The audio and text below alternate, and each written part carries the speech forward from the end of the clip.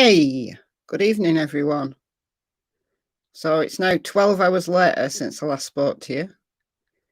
I was on here, 7:30 this morning, really confused about what I was reading.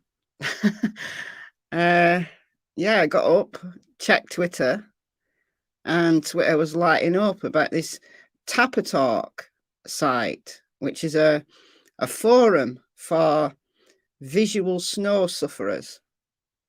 And I did a quick look into it, and I thought this above all the other accounts that have been proposed as being Bryan Kohberger's, I thought this one could well be genuine.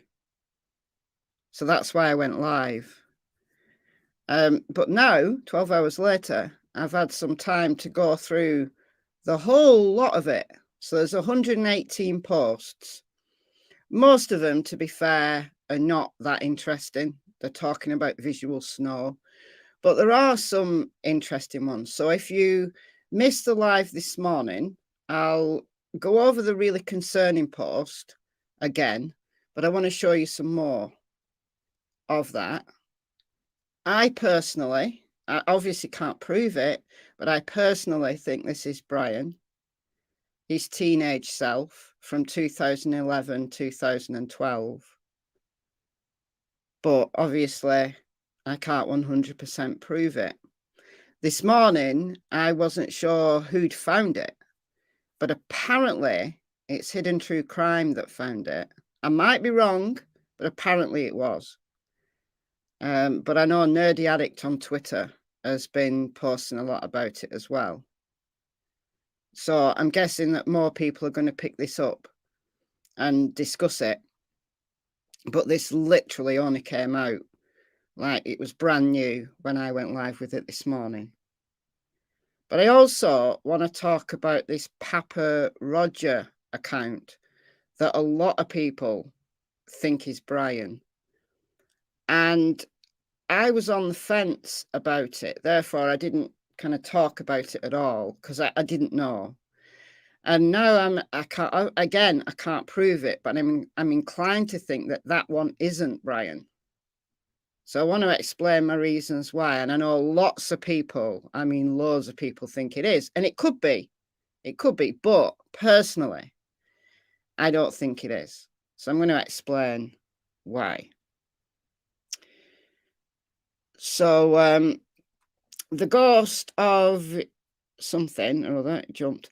The only thing that makes me wonder about this is it says regular user, but the last post was in 2012. Yeah, it's because it's an old forum. That's why. So it was a regular user at the time of that forum existed or was being used. And those forums, I used to be a moderator on one of those types of forums. Not about visual snow, about something completely different. And it's the number of posts you make. So you may only need to make, like, let's say 50 posts or 100 posts, and then it bills you as a regular user. And I think if I remember rightly, because it's years since I've been on one of those forums, you don't see so many of them now.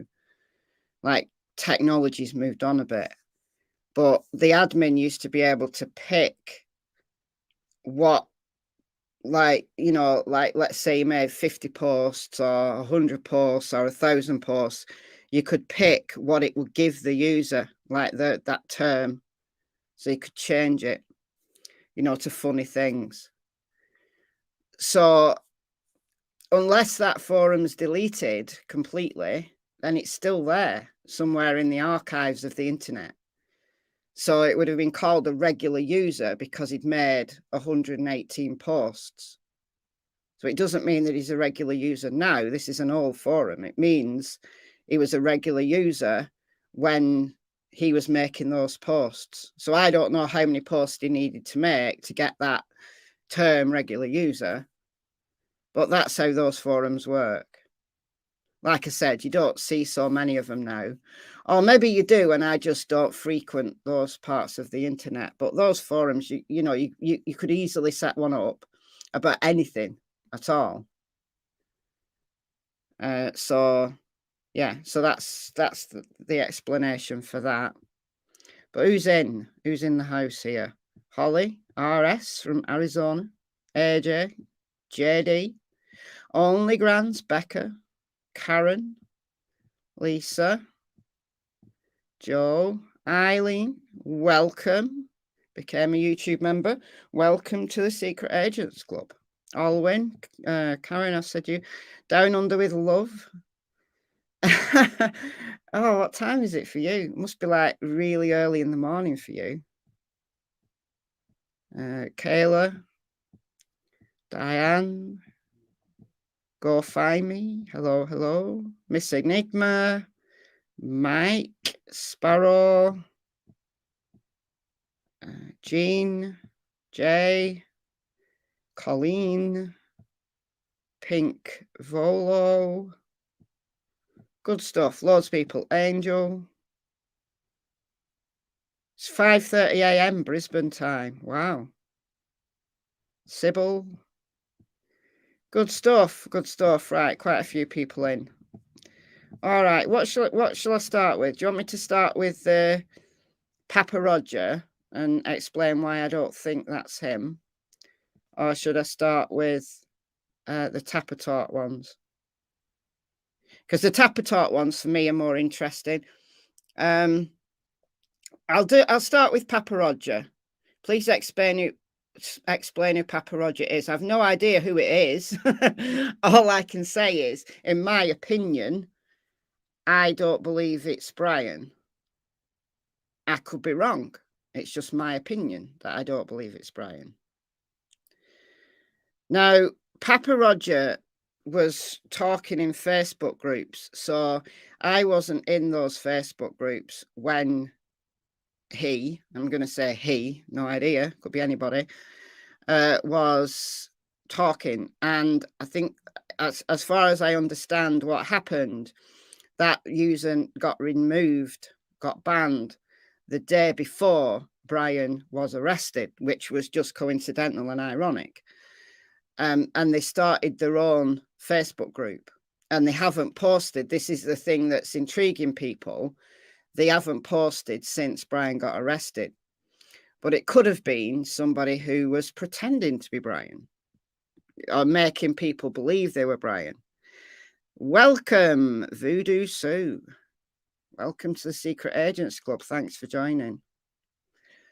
So we'll get that one out of the way. Now, the name to me, the reason why I was interested in it, although I didn't talk about it at the time, was because the name, I think, comes from this person. So they've used the name Rodger from Elliot Rodger because it's spelt the same. This is just my opinion. Because this person, this murderer called Elliot Rodger, became an incel hero.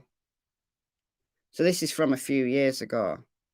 So I was kind of thinking somebody who is trolling, trying to get people to think that they're Bryan.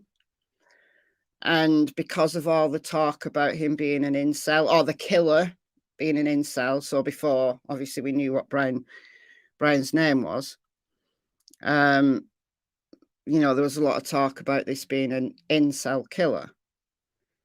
Case Candle, member for 4 months. Glad to see you here. Lynn, welcome to the Secret Agents Club.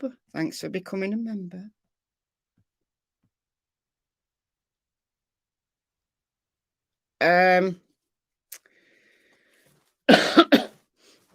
In that room again, already starting to cough. So I thought, right, this is just my opinion. I thought this is someone who is going to troll these Facebook groups. They never made it into my Facebook group. At least they've never posted. If they were a member, they've never posted. I haven't checked whether they were a member, but they've never posted in my Facebook group. So I thought, what would I call myself if I wanted to pretend to be the killer and make people, just troll some Facebook groups? I'd call myself after something or someone that was that a lot of people were talking about. So there was a lot of talk about this person being an incel. Therefore, calling themselves Pappa Rodger and spelling Rodger with a D makes sense to me. It made sense to me. So Elliot Rodger, for those of you who don't know, became an incel hero.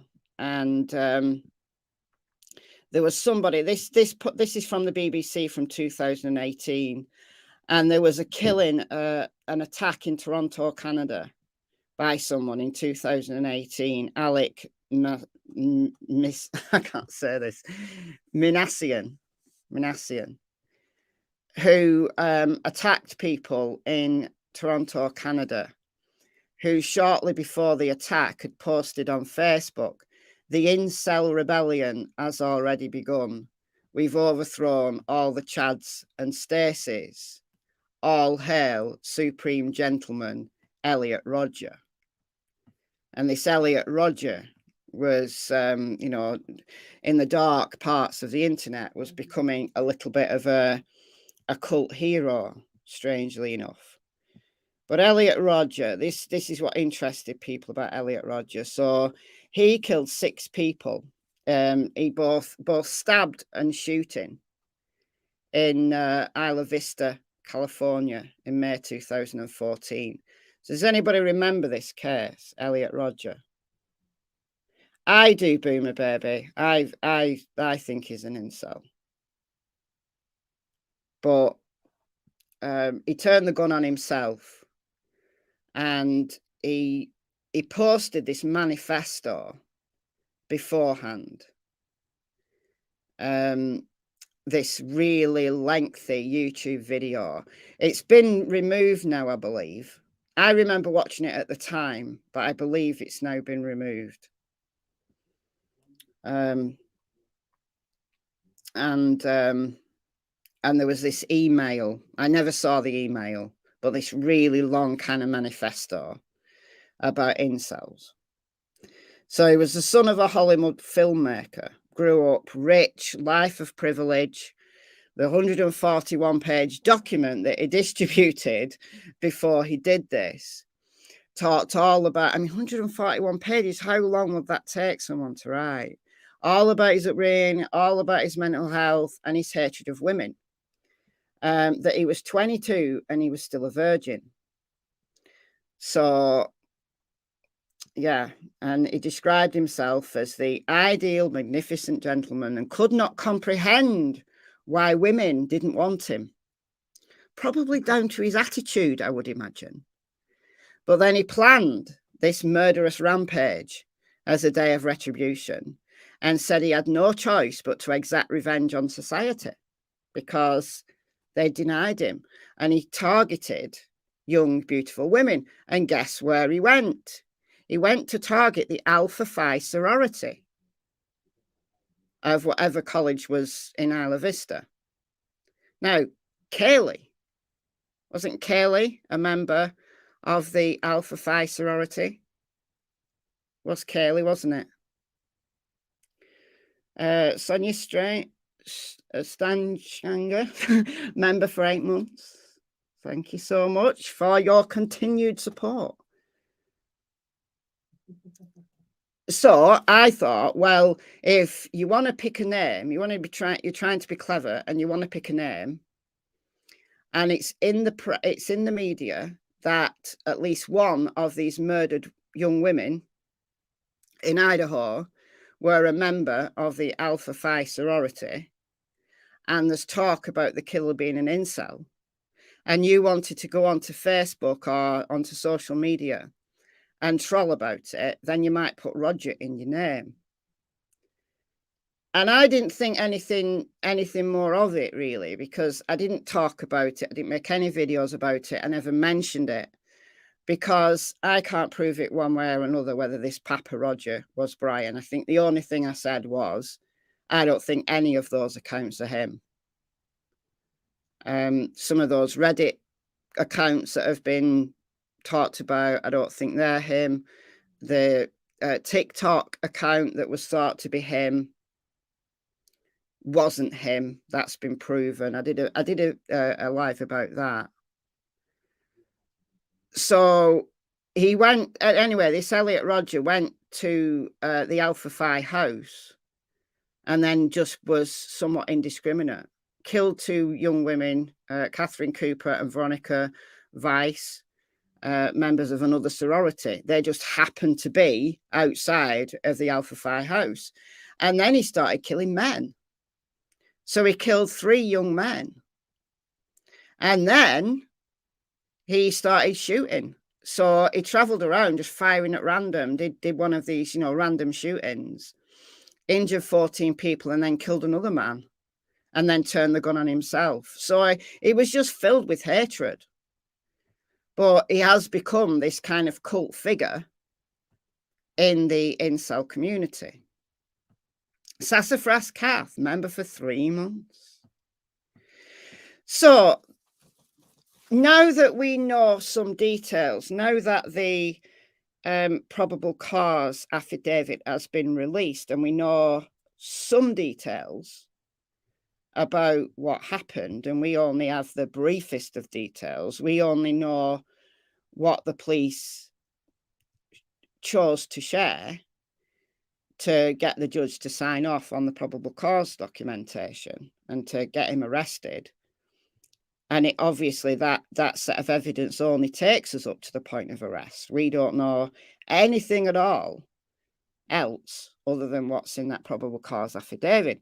But anyway, once that came out, I went back to some of these Pappa Rodger posts and thought, all right, let's see how close this person was to what the police are now saying really happened. And they got some things right, but some key pieces of information they got wrong. Wendy Joe, thank you for the $4.99. So, as I said, I wasn't a member of these of the Facebook group that this person was posting in, so I can only go off screenshots. But this is one screenshot, and it was a member of the University of Idaho. I don't know what even the title of the Facebook group was. But on the 22nd of December, this person, Pappa Rodger, posted, I know this won't be popular, but this is where I think the victims were found. And they got it wrong. Now, if this was really Bryan and giving clues away, surely they'd have got this right. This is what I'm thinking. Surely they would have got this right. Now, it had already come out in the media at this point because Steve Gonzalez had told everyone that Kaylee and Maddie were found in the same room. So Pappa Rodger thought that they were both found in Kaylee's room because this room with the deck is Kaylee's room. They weren't. They were both found in Maddie's room. So that's wrong. And again, if this really was Bryan, surely they'd have got that right. You would think. And then they got this wrong as well. Xana, yeah, found in Xana's room.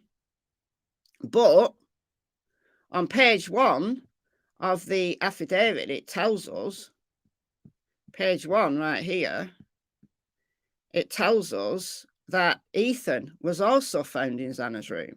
Also in the room was a male later identified as Ethan Chapin.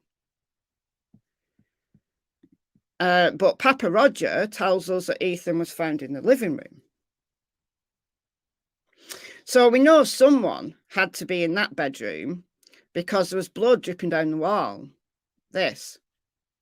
And yes, that's the right wall. So we know somebody was in that room bleeding out. So that wasn't hard to work out. And then there'd been a lot of talk about one of them being found in the living room. And I think what this Pappa Rodger's done has been cruising around Facebook groups, getting as much information as they can, and kind of doing what psychics do, right? You know, they cruise around Facebook groups, finding as much information as they can, and then they say that the spirits have told them. That's what they do. right? So they were wrong about this most fundamental, if this was really Bryan and he'd murdered them, if Pappa Rodger was Bryan and had murdered them, then they'd know that they weren't found in this room with the deck in. They were found in the other room. They'd have known that Ethan wasn't dead in the living room. So, wrong. What else have we got? Now, this one got everybody excited when the probable cause affidavit came out. So it's University of Idaho murders case discussion. That was the name of the Facebook group. Has the blood coming down from the wall, was that identified as blood?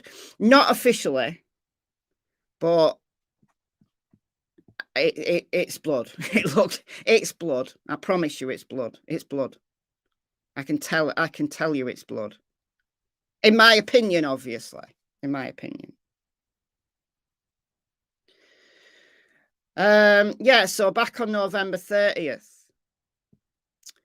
Pappa Rodger wrote, of the evidence released, the murder weapon has been consistent with a large fixed blade knife. This leads me to believe they found the sheath. This evidence was released prior to the autopsies. Was it though? Because the autopsies were done, I think on the Tuesday, if I remember rightly. So the murders happened in the early hours of Sunday. And then I believe, I'd have to go back and check, but I think the autopsies were conducted on the Tuesday. May even have been on the Monday. They'll have done them as a matter of absolute urgency. And just anybody at that crime scene, and there was a lot of people at that crime scene. There was the first responders, and then there was the detectives, and then FBI and forensic people. And, the bodies were there several hours before they were removed because the coroner arrived. I think the coroner only arrived at like 4 or 5 p.m. So a lot of people will have seen those bodies. And anybody who's been a detective or a police officer and has seen large wounds before inflicted by a knife, and the coroner, even before the autopsies, would have been able to give an estimated, educated guess that it was a large knife that had stabbed them. So I don't believe it was the case that information made it into the public domain before the autopsies were done. So I think this Pappa Rodger was guessing, and that was a good guess. Now, if you remember, there was more information that came out about the sheath, that it was found under Ethan. And I don't know whether it was Pappa Rodger that said that or someone else. But that was wrong as well. So, these key pieces of information, surely you would have thought that they'd have got those things right.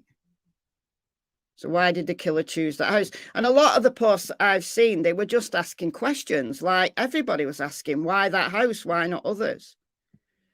What do we think is the entrance point to the crime scene? So they were asking questions all the time.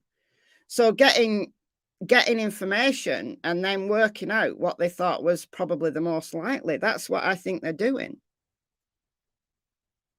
So I think it's Pappa Rodger has just been clever about the information, and they've obviously spent a lot of time going through the information in these groups and then putting together what they think, and they've got some of it right, but they've got the key pieces of information wrong. And now we know that where the bodies were found and what was found at the scene, or at least a little bit, then we can look at Pappa Rodger's posts and we can assess how many they got right. And they've not got any, I don't think they've got any, they're any more accurate than anybody else.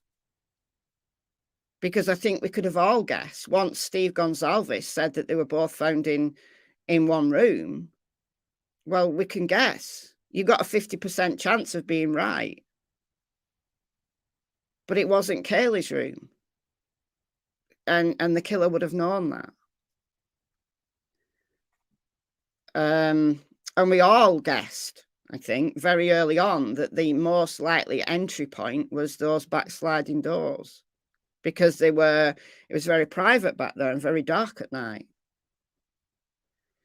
So, yeah, they made a lot of posts, but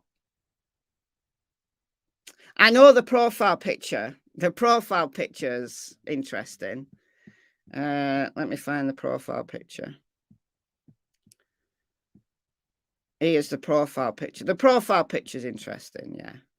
Absolutely. I mean, you know, I don't know who that is, but it does have a look. It does have a look of Bryan. It does. I mean, I get it. It does.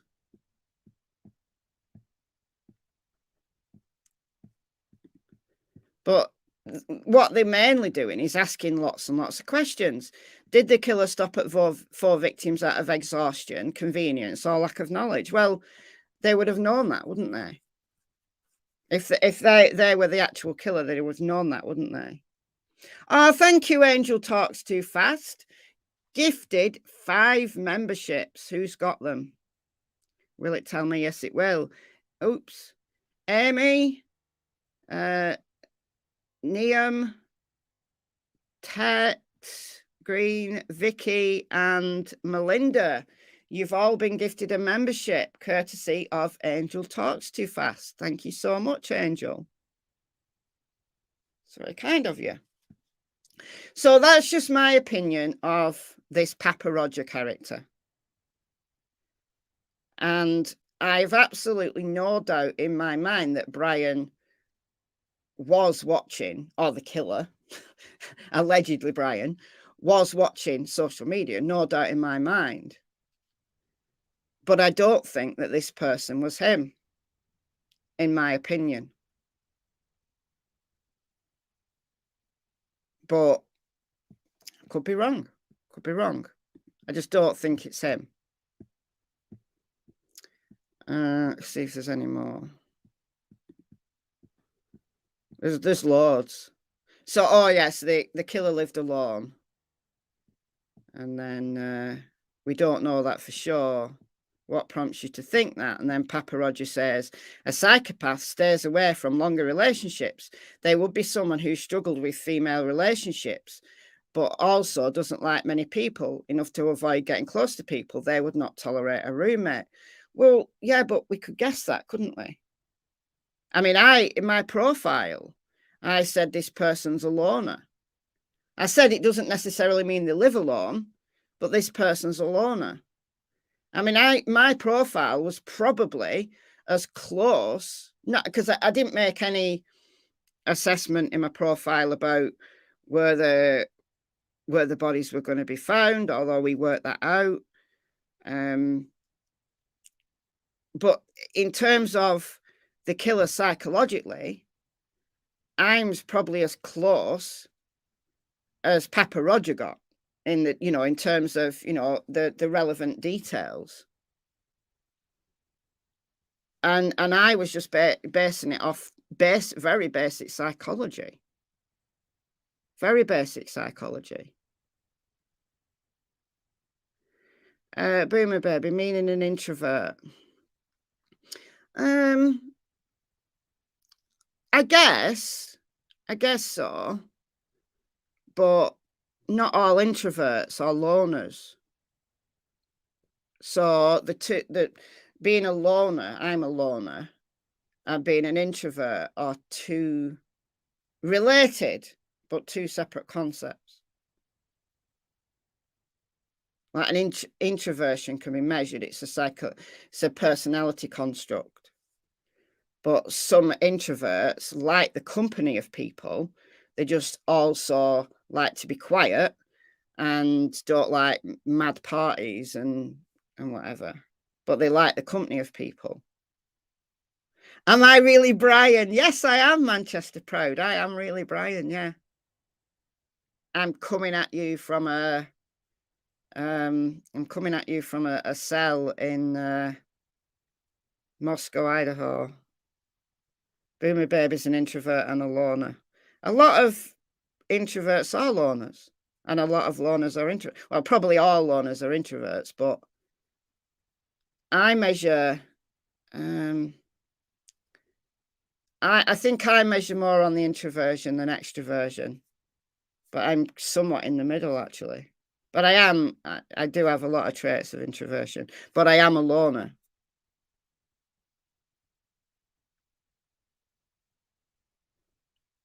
So that's just my opinion on the Pappa Rodger character. That's just my opinion. But let's get on to the more interesting topic, which is Tapatalk. So this is, for those of you who missed the live this morning, this is a forum. Yeah, Earl Grey, the lockdown was heaven to me. Yeah, it was to me as well. I enjoyed it. I really enjoyed it because I could work at home. I didn't have to go out. Conversations are exhausting. They are exhausting. Having said that, this is a conversation. Well, it's not. I'm talking to myself, really, and then reading comments on a screen. But is this classed as a conversation? I guess it could be. Jean, thank you for the $20. Smash that thumbs up. Thank you. Please do. Please do.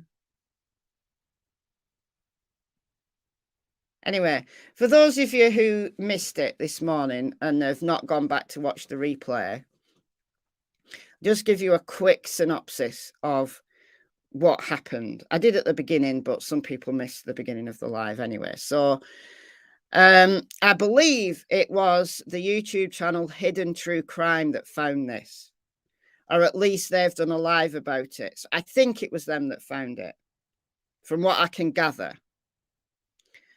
And this is in the bowels, the very bowels of the internet, back in 2011 and 2012. This character, known as XR, those with visual snow, and this is their profile picture. And although the kind of top of their head's cut off, that looks very much like Bryan to me. Yes, it was that channel. Okay. I just wondered whether someone else had got it and then they'd talked about it. But as long as I'm right that it was them, then I'll give them the credit for it. Because it's a brilliant find. It really is a brilliant find. Bethany Sage, welcome to memberships. Thank you for joining the Secret Agents Club. It's very kind. Now, in 2011, Bryan would have been 16 going on 17. And then in 2012, he would have been 17 going on 18. So teenager.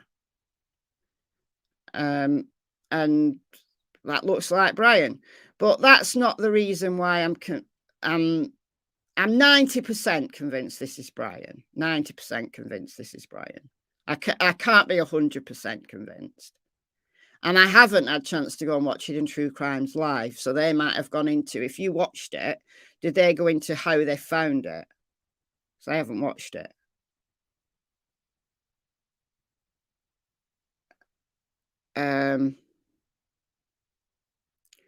Do we think this is entirely truth?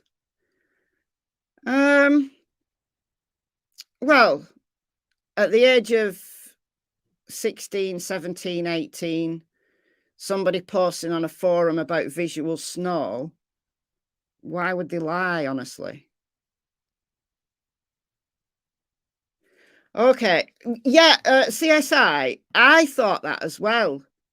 Nerdy Addict said that they'd found it. Ah, their live was before Hidden True Crimes. Okay. All right. Because this morning I hadn't been on YouTube at all. At all. Like, I'd woken up and I'd checked Twitter. I'd been awake maybe half an hour and I checked Twitter. And then it was kind of blowing up, all the people sharing these posts. And everything was linking back to Nerdy Addict. So it was, I thought that, because I mentioned it this morning, I thought it could be Nerdy Addict or one of his crew that had found it, because Nerdy Addict is a bit of a tech nerd. So if anybody's going to be able to go into the bowels of the internet and find something like this, then it would be Nerdy Addict. But he doesn't post a lot on YouTube, does he? But I didn't even know that he'd done a live. So is the live on YouTube, or had he done it on Twitter, like that Twitter Spaces? I don't know. And then I saw people talking about Hidden True Crime. So I wasn't quite sure who'd found it. But I'll give them both credit. So Hidden True Crime did a live before I did, and then Nerdy Addict and his crew were posting before I did. So whoever found it in the first place, I give them full credit, because it's a great find. Manchester Proud, welcome to the Secret Agents Club. Thank you for joining. So it's not just because this guy looks like Bryan that I think this is Bryan. I think that the things that we know about him, the things that his friends have told us, the things that we've learned, there's a lot in these posts, and some of them are really long, that really stand out to me as this could be Bryan writing it. So if this is not Bryan, it's somebody with a lot of the same psychological characteristics. Let's put it that way. So if this guy, XR, those with visual snow, wants to come forward and say, look, this is me and I'm not Bryan Kohberger. If that guy wants to come forward, then I'm all ears. I'll share what they've got to say. Because until I hear differently. No, it's not. It's visual snow. It's visual snow. It's a syndrome. Visual snow, not visuals now. It's visual snow. I heard it was found using his old email. Yeah, but emails can be spoofed. Like, people who are like really major tech nerds can spoof emails and make it look like they come from somewhere else. So I don't know. Like I said this morning, if this is a complete fake, then this is a very, very, very good fake. But it could be somebody who isn't Bryan. It's, you know, it is a genuine forum. It's absolutely a genuine forum, right? But this isn't Bryan. It's just someone who looks a bit like him and shares a lot of the same psychological characteristics. So I'll say again, XR, those with visual snow, if you are out there somewhere and you're not Bryan Kohberger, just make yourself known. Make yourself known. I'll share your information and we can put it to bed. And we can say one way or another that this isn't Bryan Kohberger. But until I hear otherwise, I'm going to assume it's him, because I'm 90% convinced it is. Denise, thank you for the $5. That's very kind of you. So, for those of you who don't know, visual snow, it's a set of things that happen in your eyes. So it's like seeing spots in front of your eyes, or like visual disturbances in front of your eyes. And oh my word, there are visual snow simulators that you can look at. I have a family member with it. I don't know that I want to try it. I'll try anything once, but there's some things I'm not sure about. Yes, it's a syndrome. Yeah, I'll show you. Visual snore syndrome. Here we go. So this is visual snore syndrome. So this must be kind of some kind of support group. So visual snore is a neurological disorder characterized by a continuous visual disturbance that occupies the entire visual field and is described as tiny flickering dots that resemble the noise of a detuned analog TV. In addition, affected individuals can experience persistent or recur, I've seen blah, blah, blah. Yeah, so it's a syndrome. Most people who get it seem to be young, and it can be kind of go along with other types of neurological disorder. But research is limited, according to this website. I'm going to get rid of Elliot Rodger. I'm going to get rid of that. But a lot of people get these effects, not all the time, but when they are going to get a migraine. So one of the neurological conditions that creates visual snore, the symptoms of visual snore, is migraine. So there's some people who get the visual effects just before they're going to have a migraine. I used to work with someone who had this, but he'd be fine. He wouldn't have visual snore until he was going to have a migraine. And then an hour or two before, he would get these visual effects. And on some occasions, actually couldn't see. Like, it was so bad, he couldn't see. And then his migraine would come on. And there are some people who get these effects for a length of time that a migraine would last, but they don't actually get any pain. So, yeah, ocular migraines, that's what they're called. Absolutely. Yeah. Yeah, that's what my ex-co-worker, that's what he was diagnosed with, ocular migraine. And it's because the migraine starts in the back where the visual cortex is. And then in some people, it stays there. So they get all these visual weirdnesses, things going on, like it might last for a few hours or even a few days. And then it goes.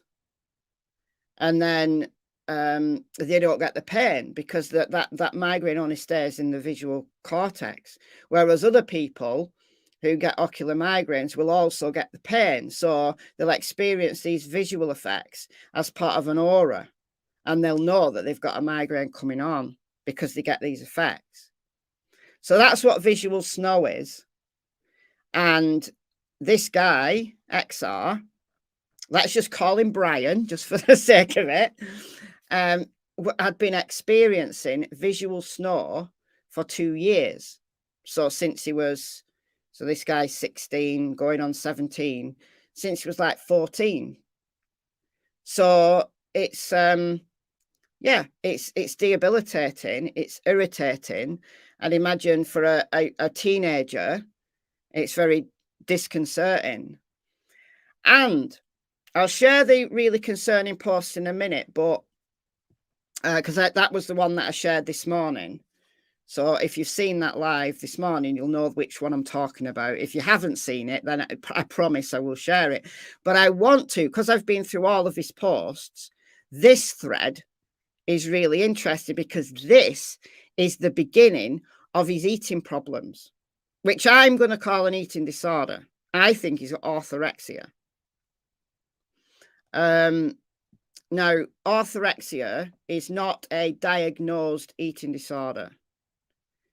Eating disorders are anorexia, bulimia, EDNOS, which is, what is it? Eating disorder not otherwise specified. So somebody who is orthorexic, I think under the DSM would be classified as having EDNOS.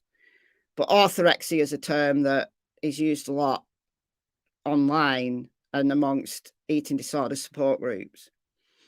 And orthorexia is where you are terrified of eating anything that you do not consider healthy. So, and that can get insanely extreme. Like, I've known people with orthorexia, and some of the things that they think are unhealthy, it's crazy. They're not unhealthy at all. I mean, I can understand people wanting to give up junk food. I mean, junk food's not healthy. No one's ever going to tell you that junk food is healthy. So giving junk food up is a good thing for your body. But those people, ortho, so O-R-T-H-O, rexia, orthorexia.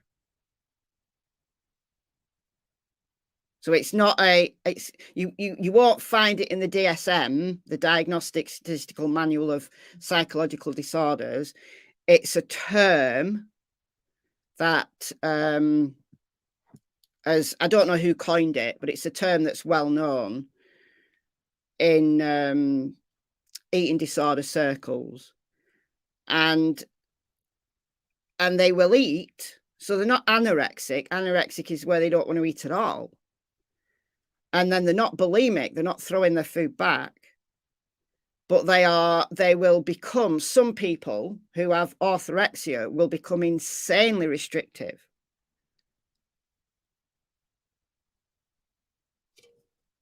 My sister won't eat broccoli cooked. She says raw is healthy. That is actually not true.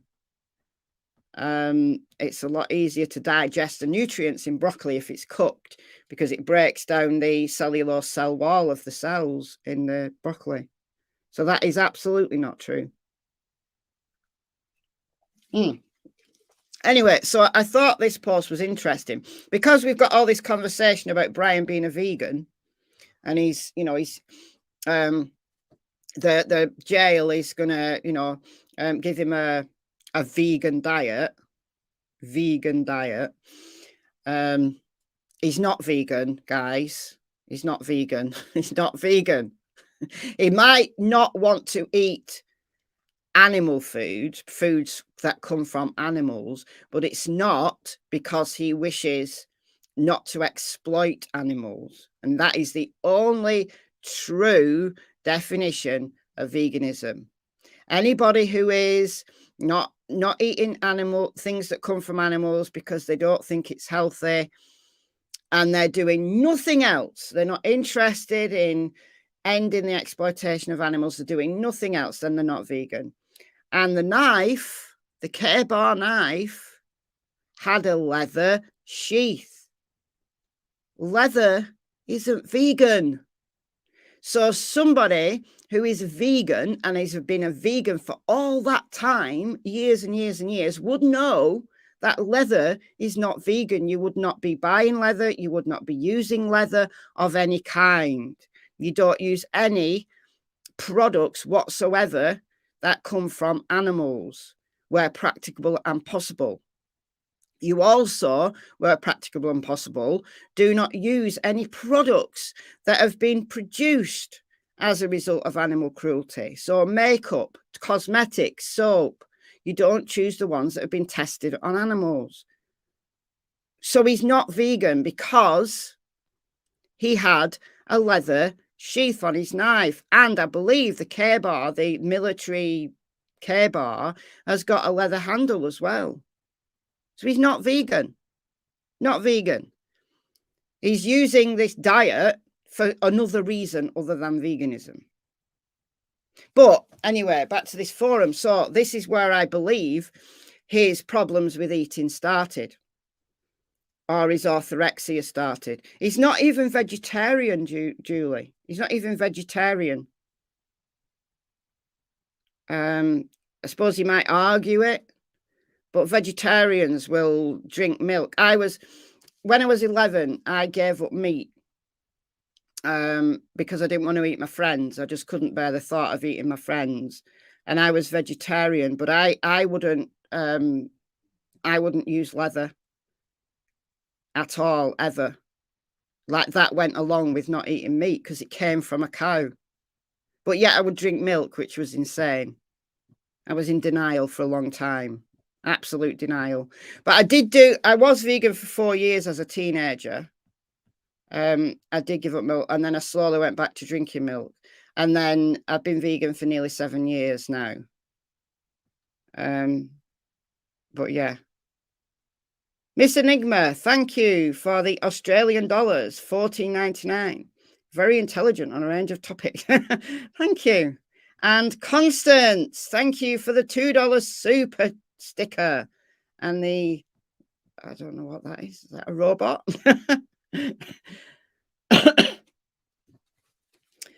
Yeah, robbed calves of milk. Yeah, I did for many years. And I really regret that now. But I did the right thing eventually. So anyway, we can argue the toss about whether using leather products is vegetarian. But this is where I believe his eating problems came from. And it was this. So this is XR talking on April the 22nd, 2011. Visual snore is caused by toxins in our body. No, it isn't. No, it isn't. These toxins range from yeast overgrowth, candida, all the way to fungus. Check out the link for candida. Jess, member for 1 month. Thank you so much. It has almost every VS symptom except the term VS. It says migraines, which are the same thing as VS in my experience. They go hand in hand, and they do in a lot of people. So this young man, let's call him Brian, has been experiencing VS, and he's been told, we learn in these posts, that he's been diagnosed with migraines. So yeah, makes sense for him to say that. But migraines are not caused by candida or funguses. They're not. Fungi. Tell me how every test known to man cannot show what's wrong with us. We just see stuff. The truth is, there is no test for our toxins.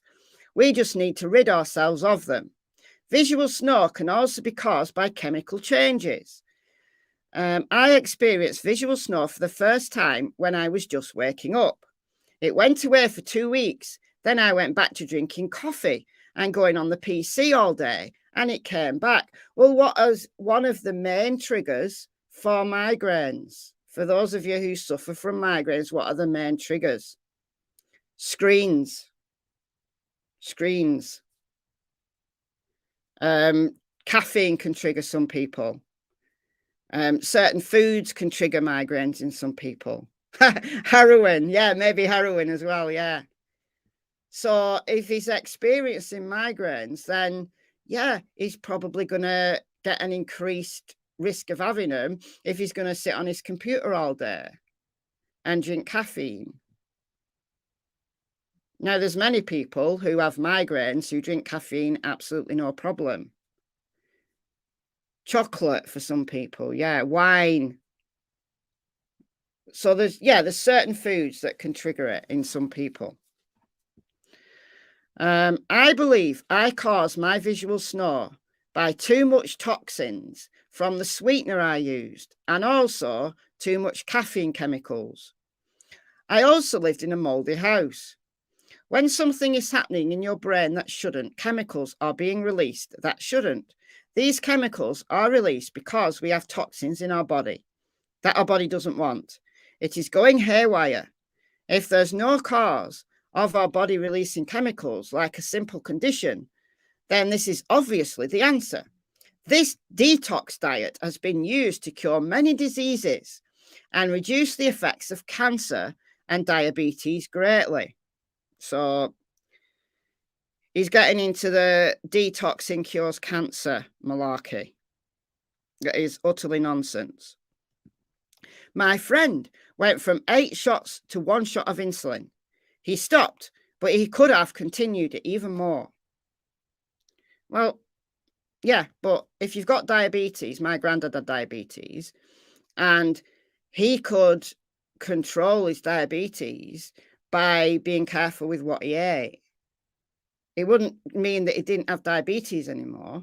So yeah, giving up certain foods or eating too much or whatever could make your diabetes symptoms worse, absolutely.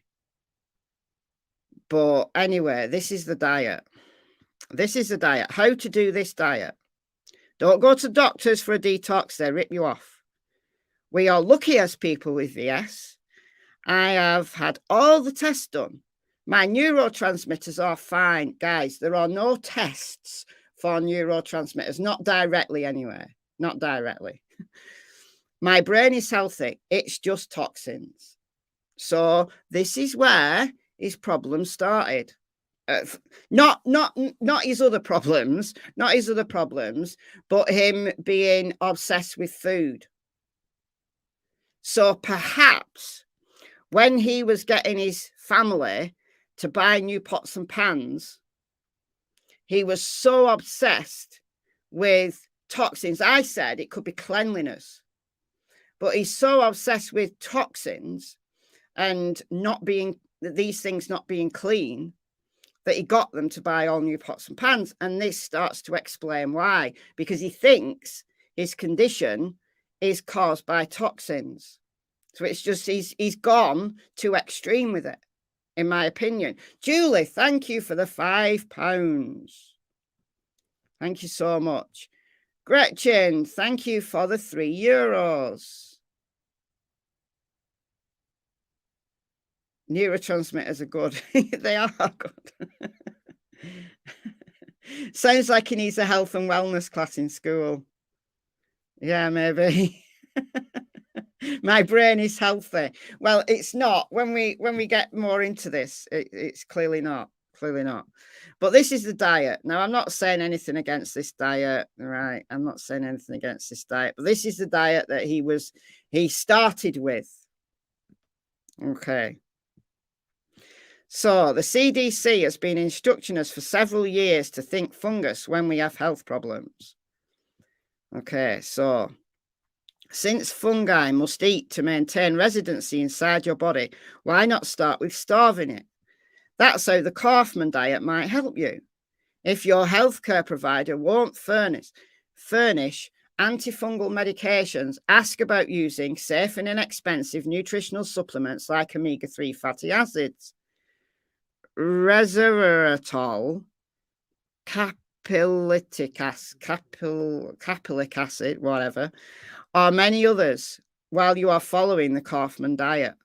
What have you got to lose? Like many decades, blah, blah, blah, blah. So rid yourself of fungus by the Kaufman diet. What's the Kaufman diet, I hear you say? Welcome to the Kaufman diet. Okay, it's got 2 tiers, Kaufman 1 and Kaufman 2. Designed with fungi and yeasts and parasitic organisms. What to expect? All right, it's a lifestyle change. Sensible exercise. So these things are basic, aren't they? All right, so Kaufman diet shopping list. Okay.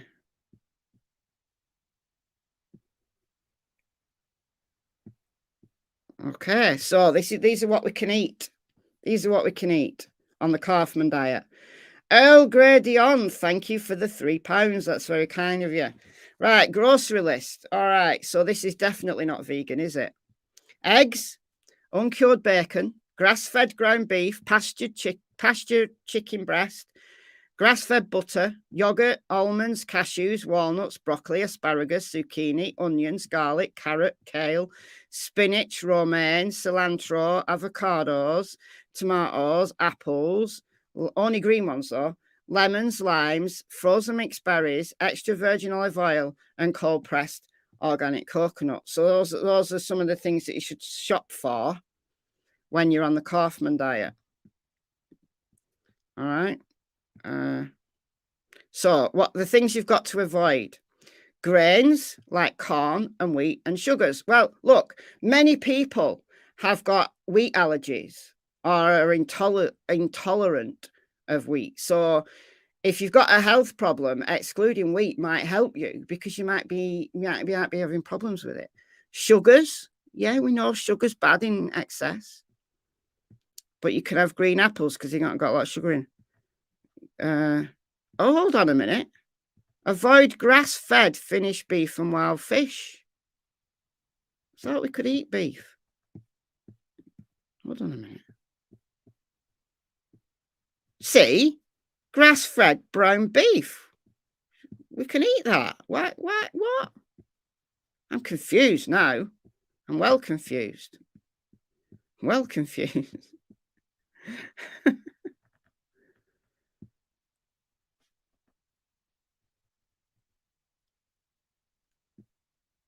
Oh, okay. So that's the Kaufman 2. So then you've got to change. When you go on to Kaufman 2, it allows more fruits, beans, and other carbs. So it's a graduate 2 diet and would be best to adhere to after learning. Oh my word.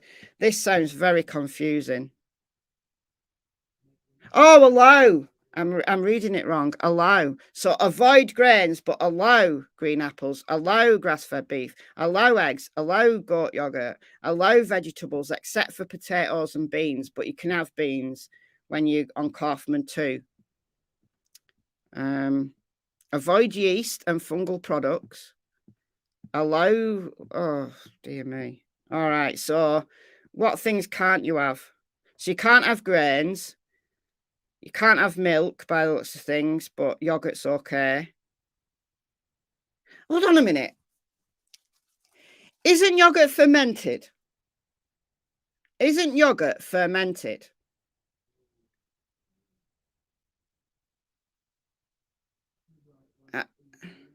Pretty sure we made yogurt at school. Pretty sure we made yogurt at school.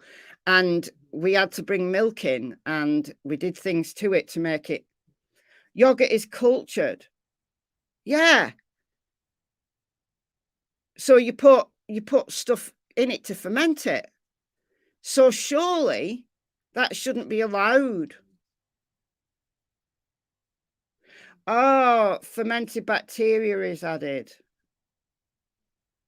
Okay, right. So it's not yeast. It's not yeast then, is it? It's cultured and all that. Right. Bacteria. All right, fair enough. All right. Okay. Yeah, so anyway, that's the diet he started with. So I don't know why he then went on to exclude meat. Maybe it didn't work for him. So no kimchi, no, that's fermented, isn't it? Lactobacillus. Yeah, okay. Yeah, RS, I know, I read it as avoid. Not yeast, probiotic bacteria. Okay, that's fair enough. That's fair enough. All right, so somebody here says, this person with a pig on their avatar says, it's basically paleo diet. That's where I eat for 2 years now, and I don't notice any changes in my symptoms. So the young man that we'll call Brian says, no, there are certain things you can't eat on it that you probably ate. Trust me, you didn't. It isn't a paleo diet. I will find out the exact diet plan soon. My friend has printed it. I lost the sheet. And then someone else put, oh, he put, it's a detox diet. Someone else put, I have had athlete's foot and visual snore for as long as I can remember. The athlete's foot always stays dormant and outbreaks very rarely, since athlete's foot is a fungus. Could that be the cause of my VS? I hope you're right. So then Dr. Bryan comes along. Dr. Bryan comes along and says, well, your foot fungus and visual snort are both caused by toxins, fungus and yeast. Well, we know what athlete's foot is because it is a fungal infection. Oh, can you see why I'm practically convinced this is Brian? Because you could just imagine him at the age of 16 sitting behind his keyboard thinking he knows everything, right? This diet is basically a paleo diet, but he's got to tell this other guy that it isn't, that he was doing it wrong, right? It didn't help his VS because he was doing it wrong. James, Dr. Bryan is remedying all my ailments one by one.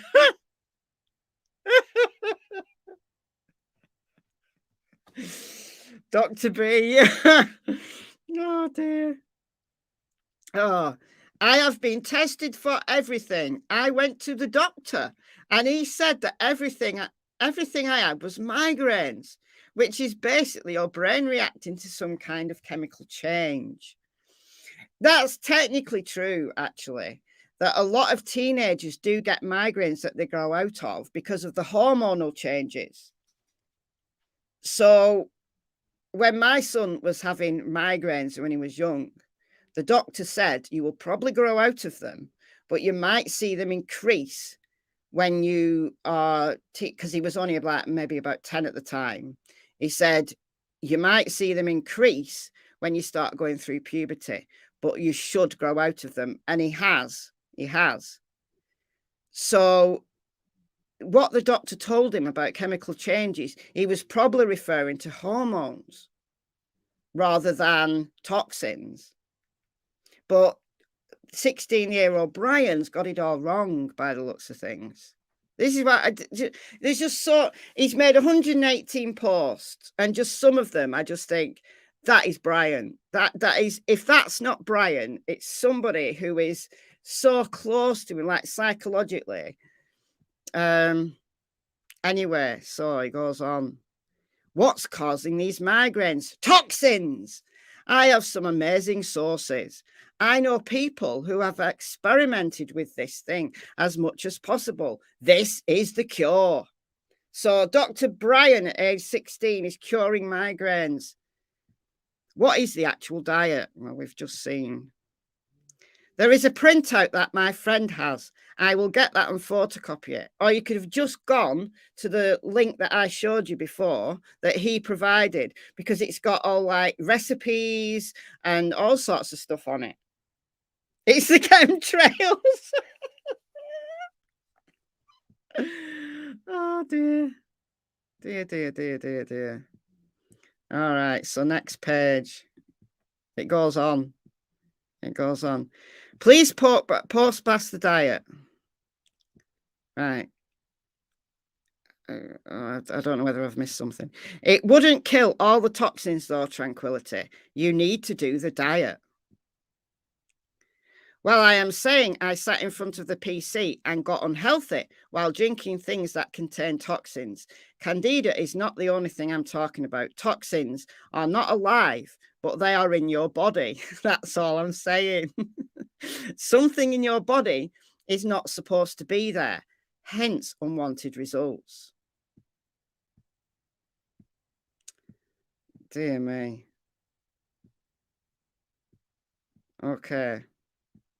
This book contains the phase 1 and 2 diets. Yeast and fungus are fed by sugar and starch. By not eating these things, your body will kill off all the things that your body doesn't need. As a matter of fact, by the first week, you will start getting sick with a fever. This is proof that the diet is kicking it. You will feel better within a couple of weeks. What is to lose? So... And then he says, the reason I say this is also because my doctor put me on every medication and it made me crazy and it made my VS not even improved. I care about everyone here and I wouldn't tell you something unless I knew it was for sure. Amiga, yes, I do. Actually, I don't know what this pro. Oh, dear me. Dear me. I'm trying not to show these people's faces.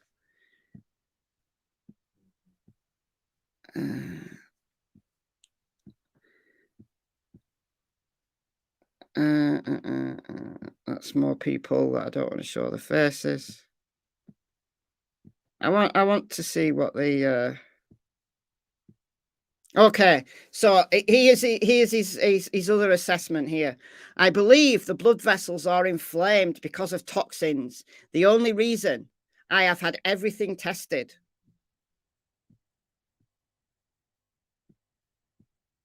Dear me. It isn't a scam. I have a whole bunch of people who did this and it worked. I know them in real life. And humans don't need carbs to live, my friend.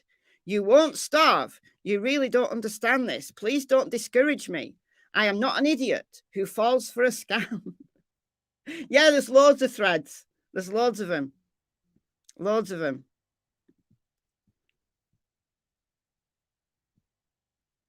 Really? We don't need carbs? Not even complex carbs? Nothing? Oh, you will get complex carbs on the diet. It's required to eat only certain fruits.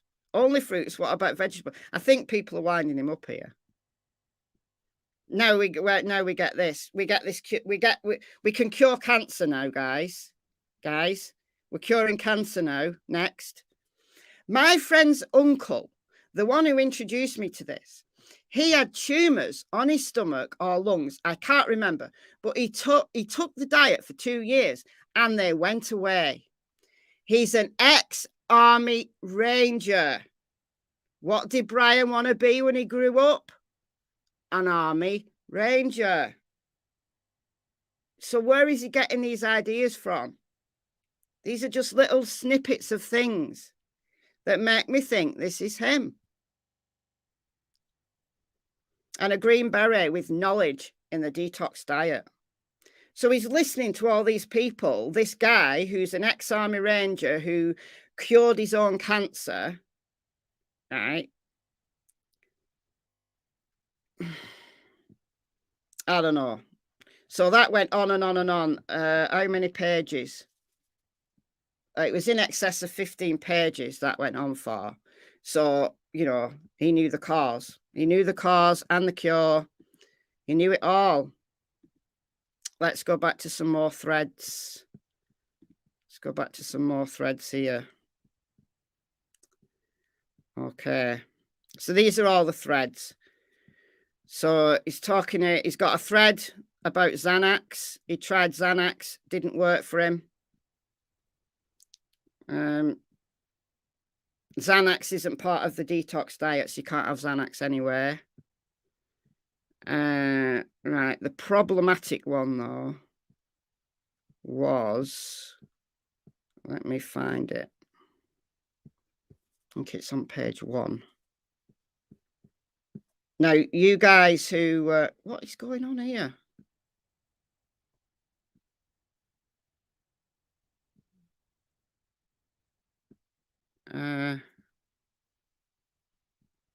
So he got it in September 2009. That's when he first started it. He's going to talk to a neurologist about it. He'd been to a psychologist. We learn he'd been to a psychologist. I'll post a link to this forum in the description box so you can dig through it all yourself. I'll post it now in the chat if you want. I'll just put it on page 1. If I can find page 1. Some of them are hilarious and some of them are just disturbing. Some of them are really disturbing. But I'll post this in the chat. So this will take you to the index of all of his posts. So you can read them all yourself. Let me get to the problematic ones though. I might not be able to find it now. I might just show you the screenshot. Oh yeah, he also had hypothyroidism. So his VS improved. Oh, showing a guy's face there. Sorry, guy. He started with treatment for hypothyroidism, which might have been one of the reasons why he was overweight. And he's exercising very heavily and eating a lot of very good stuff. And he's seen some improvements.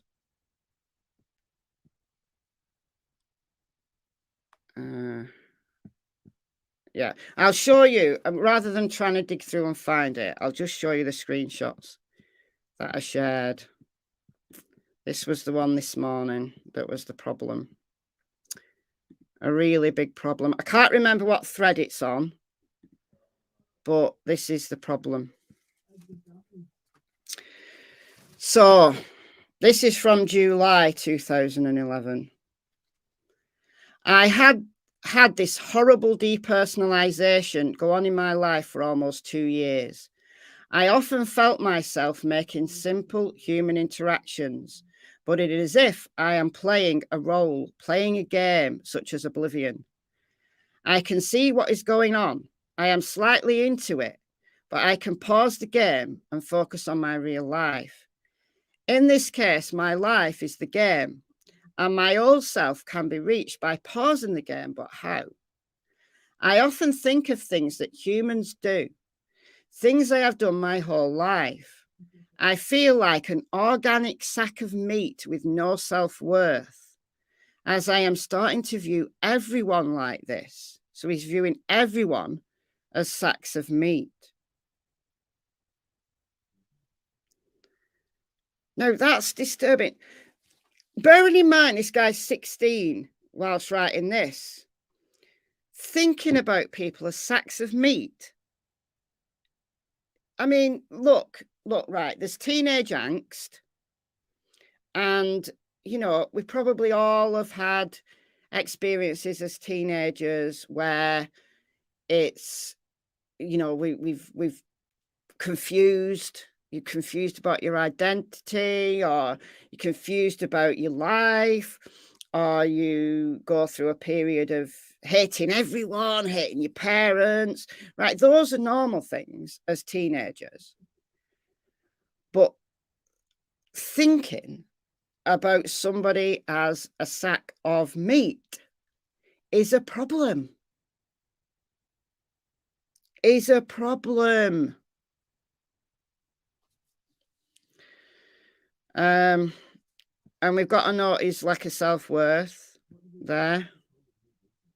Everything I've ever done makes no sense. How did things get this way? How am I wearing this shirt? Or who decided that humans shall wear shirts like this? Are we all just advanced animals with possession? Or is there more that I can't see? I can't connect. I view everything as I would, as if I was playing Oblivion, which is a game, by the way. Pointless and full of nothing, out of reality. I am moving out of my house. My last holidays were already lived, but where am I? Now, his parents declared bankruptcy in 2010. So I would imagine that they had to move house. So I think that's what he's referring to there. That it was, he went through a big confusing time in 2010. His parents declared bankruptcy twice. One when he was young, or like little, and then one when he was 14, which would have been 2010. How come everyone around him didn't pick up on the problem? I think they probably did, because in some of the threads, he talks about seeing a psychologist. So I think they probably did. You know, they were aware that something was going on with him. And this probably would have been either around the time or maybe a little bit before he started on his heroin problem. Because his friends said he went from, and I'll remind you of some of those posts in a minute, he went from junior high of being overweight. So what would he have been then? 16, 17. So around this time to the summer. And then over the summer, he lost a colossal amount of weight and he had a personality change. Yeah, self-medicating, yeah. And opiates, he's trying to escape, isn't he? He's trying to escape from reality. He's trying to escape from the world, taking opiates. He's not taking uppers, like party drugs. He's not taking them. He's taking the ones where you escape.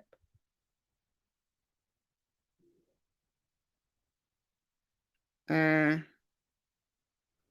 wonder if he actually had a heroin problem, or if he said that to explain horrific side effects of anti-migraine medications. No, he actually did have a heroin problem, because one of the people who came forward and made some TikToks about Bryan, she said that one time I think he was actually a friend of her brother. She was either a little bit older or a little bit younger than him. And he got her to drive him somewhere, and he was picking up drugs, and he hadn't told her like where they were going. He just wanted a lift somewhere, and he'd gone picking up drugs, and she didn't know that at the time. So he actually was. And there's numerous people that have come out and said that they were aware of his addiction. So he really was. As far as we know, I mean, look, they could all be lying. They all could be lying. They could be. But I don't know. I don't know, guys. There's too many. There's too many of them, I think, that have come out. Okay. My last holidays were already lived, but where was I? As my family group hugs and celebrates, I am stuck in this void of nothing, feeling completely no emotion, feeling nothing. I feel dirty, like there's dirt inside my head, my mind. So that is the obsession about cleanliness and toxins. He feels that he's got dirt inside his head. I'm always dizzy and confused. I feel no self-worth. I'm intelligent, but I feel the opposite. I say things I don't mean. The last holiday in my house, the house I grew up in, the house I once contributed to, the house once felt at home in, is past. As I hug my family, I look into their faces, I see nothing. It's like I am looking at a video game, but less. I feel less than mentally damaged. I feel like I have severe brain damage. I am stuck in the depths of my mind, where I have to constantly battle my demons. Am I here or am I fake? So this is dissociation, or he calls it depersonalization. This sounds to me like he's got some kind of dissociative problem going on. I feel myself slipping away. I hear screams faintly, but I constantly battle away from it. What if I let go? Where would I be? Would I ever come back to reality?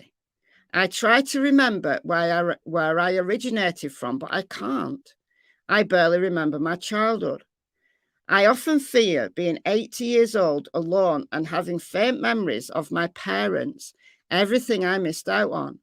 I think about my father, what a good man he is, how I treat him like dirt because I have this condition and I can't take it. I might spiral out of control and lose myself in the void. I can't let it all go. So he's holding it all in. Holding it all in. Yeah, I think he's just become like tightly wound, like tightly wound spring.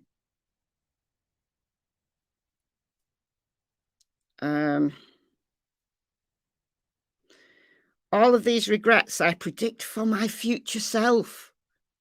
All of these thoughts of remorse. So thoughts of remorse about his future self. If this isn't Bryan, I want to know who this person is. And I want to know what life they went on to. Demons got him, go find me, you're right.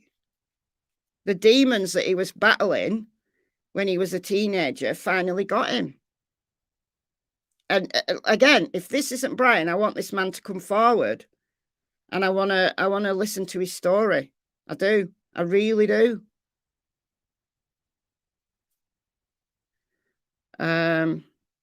Okay. I got this when I was in my stage of discovery. Now I look in the mirror and I see this sickly, tired, useless, stupid man in the mirror. He is a complete disgrace. He doesn't even deserve to live. I remember when I was 15, so that would have only been like last year. I would wander alone at 2 a.m. Everything was so generic. Nowhere felt like home. I saw things that were not there, a different reality. I felt eerie and alone. I died during those nights. I felt like a criminal, but where was my record? I can't talk without flinching now. I used to be this healthy blonde-haired boy. Now, I've never seen a picture of him. as a little boy. So I don't know whether he actually had blonde hair when he was little. Now, a lot of people have blonde hair when they're little and then it darkens as they get older. So maybe he's characterizing his appearance change of him as this blonde hair, blue-eyed boy and then changing something that's negative. Like the morning. Thank you for joining the Secret Agents Club. It is disturbing, Emily. It is disturbing. Yeah, I used to be this healthy blonde-haired boy with blue eyes, and in a few years, I have darker hair and darker eyes. Half the body weight. Well, because you've been detoxing. Where did I leave off? I tried to sleep. I tried to clear my head, but the pressure won't go away. The pain and depression won't leave. Being me, this horrible disease that I was given. I think of it as I succumb to sleep. I see a large intensity of black, yellow, white fuzz. It makes my mind fizzle and I can barely keep in the bounds of reality. It is as if the ringing in my ears and the fuzz in my vision is simply all of the demons in my head mocking me. Now, this sounds like the beginning of a psychotic, either a psychotic episode or a psychotic disorder. Who thinks like this? Well, who thinks like this is one thing, but who writes it all down is another. On a forum that is about visual snow, that people are talking about migraines, right? And he puts this post up.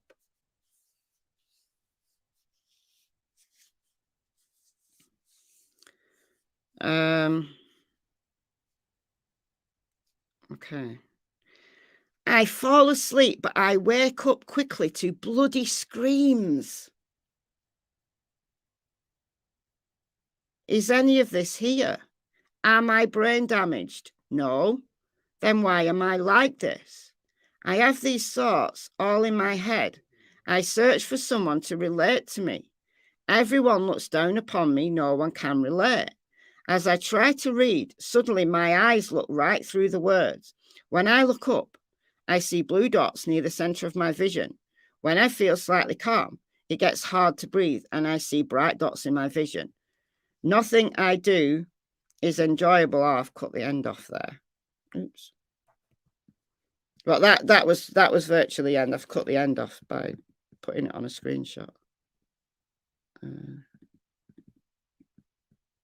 Yeah, I have cut the end off. But that was virtually it. And then this was another post that he wrote. This is earlier. This is May the 12th. I always feel as if I'm not there, completely depersonalized. Mentally, I experience fog, lack of comprehension at some times, feel like my life is a movie, depersonalization, depression, no interest in activity, constant thoughts of suicide, crazy thoughts, delusions of grandeur, anxiety, poor self-image, poor social skills, no emotion in capital letters. So obviously that's the most important to him. I feel like nothing has a point to it. When I get home, I am mean to my family. This started when VS did. I have no emotion, and along with the depersonalization, I can say and do whatever I want with little remorse. Everyone hates me pretty much. I am an asshole.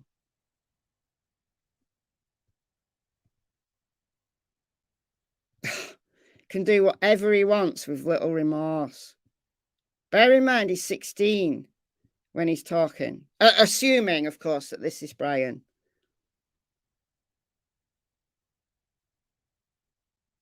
So those are the two that are the most problematic. There are some others, though.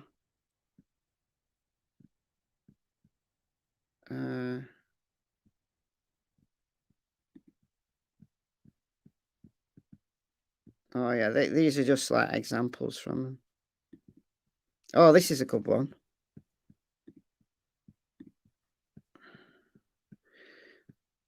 Oops.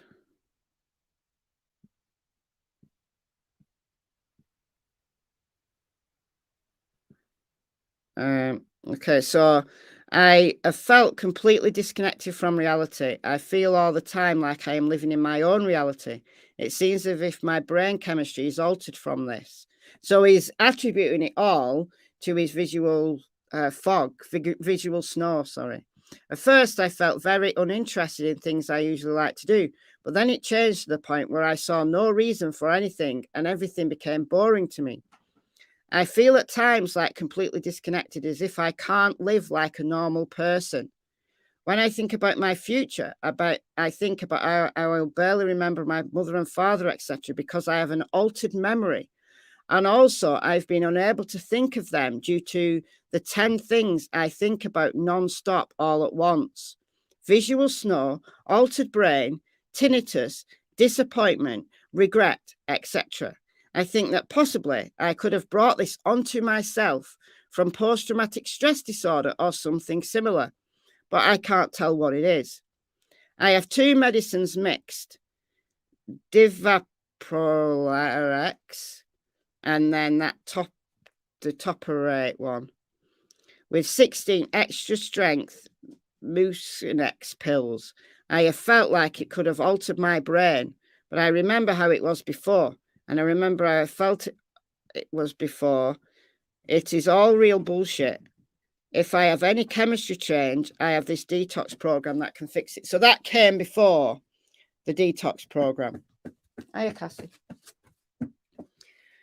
It doesn't sound like a 16-year-old, no, but it could be a 16-year-old who's been reading mental health books, has been reading detox books, and has soaked it all in, and has somebody, his friend's his friend's uncle or his uncle's friend or something, his uncle, I can't remember which way around it was, who beat cancer, who cured his own tumor because of this detox. So he's been listening to people, soaking it all in. He's like a sponge, and then he's regurgitating it all, like he knows what he's talking about, when he absolutely doesn't know what he's talking about, because migraines are not caused by toxins. Miss Amy, why did Brian say no when asked if he had any mental health problems, if this is really going on? He's probably lived with it for so long that he doesn't consider it a mental health problem anymore, in my opinion. I mean, there's so many people who live with mental ill health who either don't admit it to themselves or don't want, they just don't get help. They feel it's, in some way, I don't know, it's going to, make people dislike them or whatever. I mean, I could have written like that at 16. I could easily have written like that at 16. Because you just soak in the words, and you don't really understand all of them.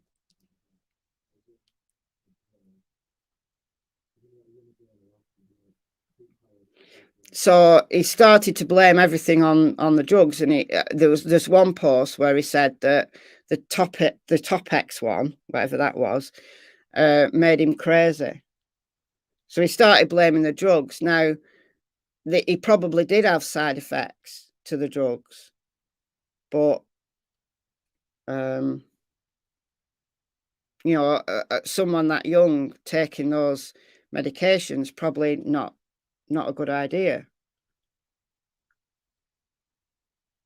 But yeah, anyway, I thought I'd just share that with you, and I'll put a link to it in the description box as well. I'll put a link to that forum in the description box so you can look through. There's 118 posts. Some of them are only short, like just replying to people.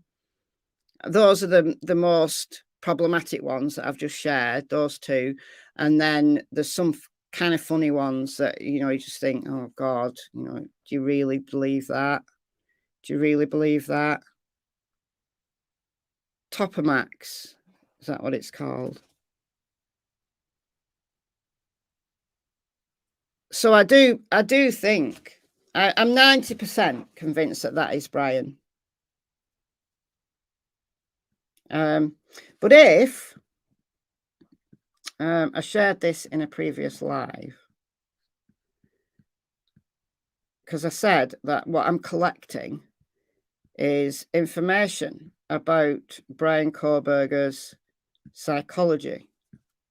That's why I was posting so much about the people that are talking about him, like either knew him recently as a student, or knew him as a teaching assistant, or people who knew him as a teenager, people who were friends of his, who were associated with him at school.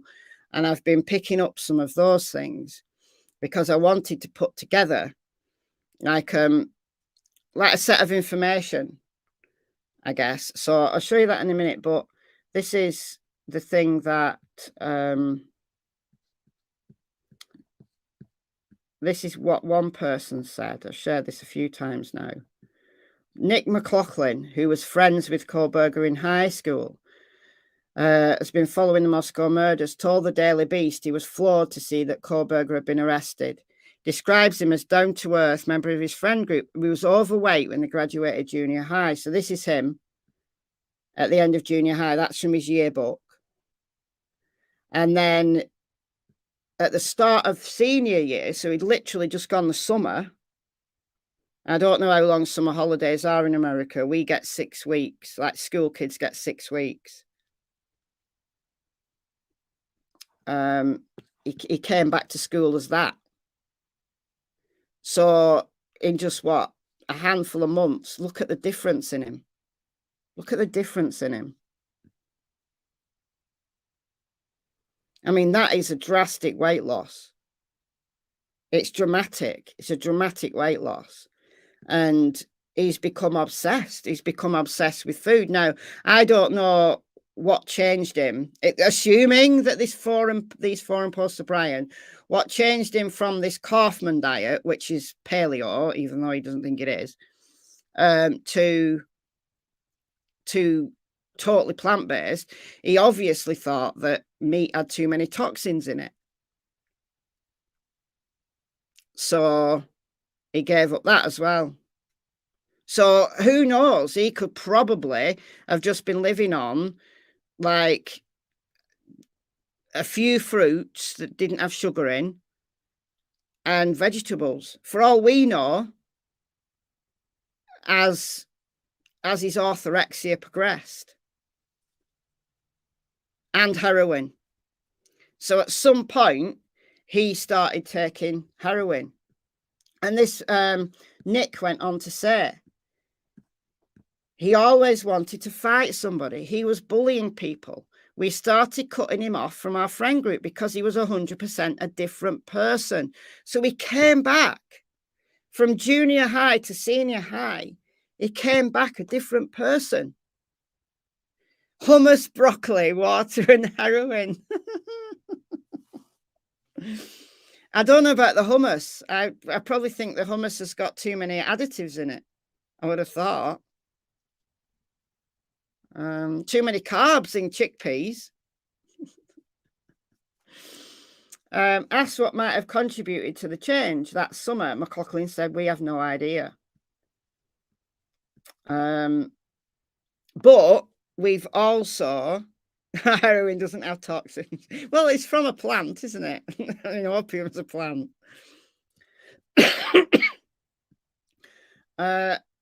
Yeah, other people said that when he was a teenager in high school, he started abusing heroin. And it's interesting that he went to heroin and not to like drugs that teenagers experiment with, like, you know, uppers. He went to heroin, and that's to escape. Opioids he's using to escape, to calm his brain. Maybe he thinks it will calm his demons.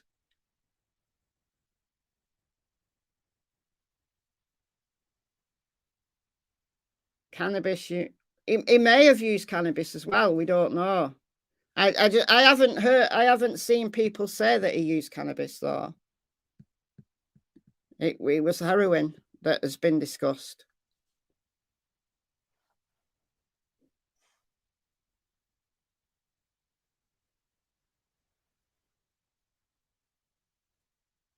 Yeah, this one. Look. So I put these two together. Or someone did. That's his senior high photograph. And then that was him when he was doing his undergrad at DeSales University. So look at the difference. I mean, he's slim there, but he's probably of a healthy weight, I would imagine. But that one, he looks so malnourished, and it comes from this. It comes from here. It comes from the DeSales University website. When he was doing psychology. And that's his picture. He does look like an old man, yeah. So what, that would have been, what, 2020? So he would have only have been 26.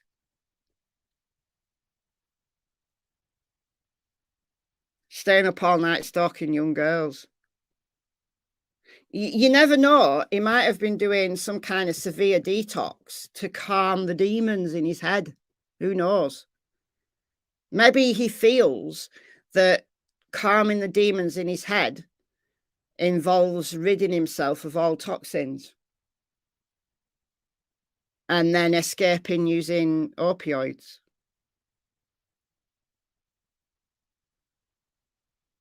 So there's some deep stuff. It's a lot. But this is the HCR20. I showed this in a previous live. And it's a risk assessment tool that forensic psychologists use.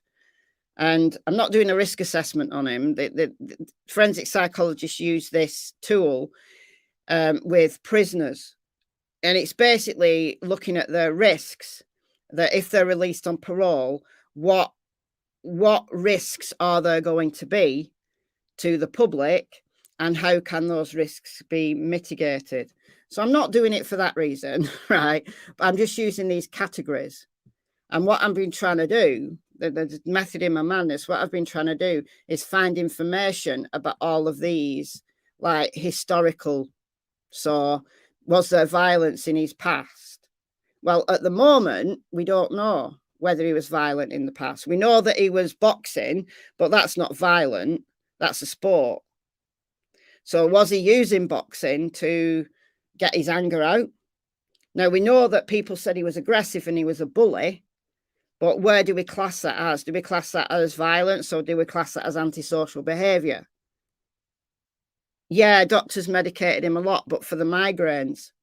So we don't know whether he was on drugs for psychological issues. We don't know about that. So I definitely say that his friends who used to know him would have said that there was some antisocial things going on there. We also know by now that he doesn't have any intimate relations. We don't know whether he's ever had an intimate relationship. We've no idea. Did he ever bully family members? Yeah, apparently he says in one of those posts that his dad's a really good guy, but he basically treats him badly. So he knew he was treating his family badly. So non-intimate. We don't know too much about his non-intimate relationships, other than as a teenager, if this is Bryan, he was treating his family badly, in his words. Employment, he was always been employed, so that's fine. A risk factor would be somebody who is in and out of jobs, or can't keep a job, or is getting fired all the time. You know, that would be a risk factor. But substance use, now we've heard that he's been abusing heroin from a very young age. And now we've got, assuming that these forum posts are Bryan, then we've got some information about his mental disorders. Now, obviously, I don't know him. I've never spoken to him. I'm never likely to speak to him. But what we can say is that if this is Bryan, then in his own words, he's talked about depression. He's talked about feeling out of reality. So whether that's, he called it depersonalization. So whether that's the beginning of a psychotic episode, or whether that's dissociation, we don't know, but we definitely class that as a major mental disorder. So we're going to say, yeah, there's probably some indication, at least as a teenager, if those forum posts are Bryan, then we've got major mood disorders, possibility of a psychotic disorder. Don't know about personality disorder, but he was saying he had no emotion and he felt no remorse. Now, that is a problem. That is a big problem. A big problem. And something that I really want to know about is whether he had any traumatic experiences as a child. I really want to know about that, because the vast majority of people who go on to have serious dissociative disorders have been traumatized as children. Now, that doesn't excuse somebody going and committing a quadruple murder. None of this excuses going on to committing a quadruple murder. What I'm trying to do is just put some information behind it. What led up to it? Why would someone do this? How screwed up does someone have to be to go and do that? So filling in some of these blanks gives you a set of risk factors. And we've got then violent attitudes. Well, we don't know about that. I can speculate. I can speculate that he'd measure high on the dark triad. I'm going to speculate that, but I don't know as of yet. And then if he went to therapy, how did he respond? So what was his treatment response like? Does he respond to therapy? I'm not so interested in that one, because again, this is a risk. It's the HCR20. It's the rating sheet for people working as forensic psychologists in prisons. So it's just it's assessing the risk of prisoners. So I'm not interested in his treatment response. I'm just using these categories just to help me out, like organize things in my head. So we're getting some meat on the bones of some of these now, in my opinion, assuming that everything that is these people who've been coming forward are saying are true, and that this forum as a teenager, that's Bryan.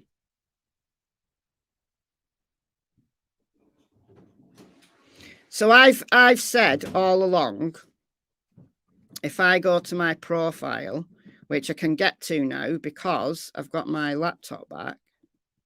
Hold on. Get rid of that and start open it again. That one. This one. This is the profile that I posted on my channel on November. Dear me. Stupid effects on. November 24th. So just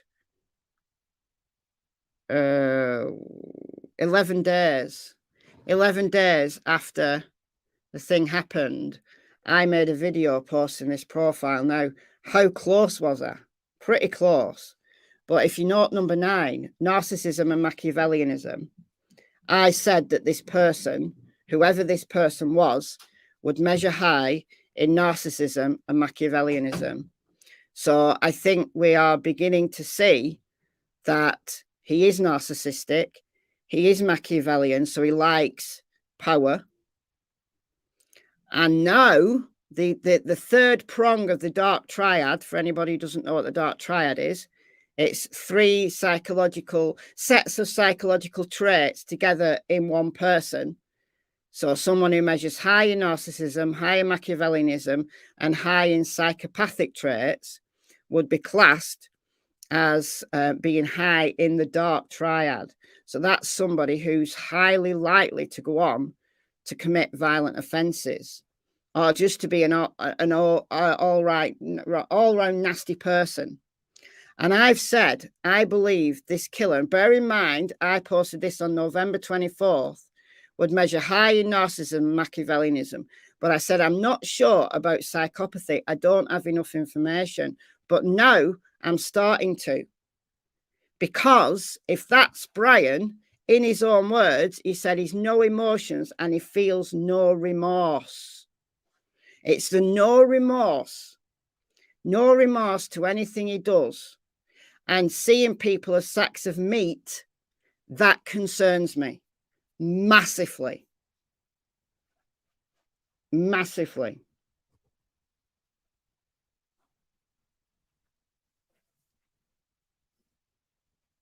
So there you go. Thank you, Mama 457, for the 4.99. Thank you so much. No remorse, no empathy, no emotion. Terrifying. It is. It's scary. It's scary. And if he's been self-medicating using opiates, then he's never addressed his problems. And that's even more scary. Never addressed his problems.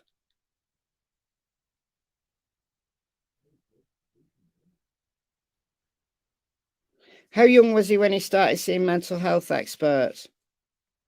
Well, if these forum posts are actually Bryan, which I'm 90% sure they are, he was writing in 2011 mainly, and he'd said he'd seen a psychologist. So not really sure what that was for, because he was talking about migraines and visual snow. Whether a psychologist actually was employed to get to the root of his mental health issues, we don't know. Because I think he was using that forum. I think he did have migraines. He's not lying. He did have migraines. Lots of people have migraines. But he was using that forum to talk about other stuff that is much more concerning than a teenager having migraines. I.e., not having no remorse, being completely depersonalized, and saying he's got no emotions. That's a problem. That is a massive problem.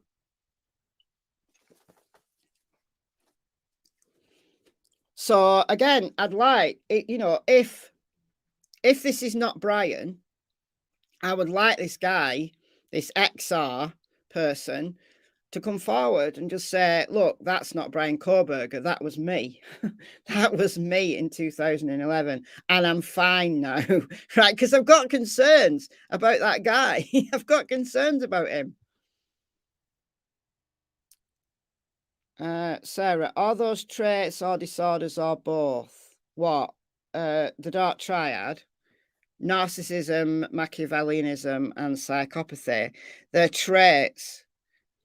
But narcissism, if you measure high in narcissism and you've got some other characteristics as well, you could be diagnosed with narcissistic personality disorder.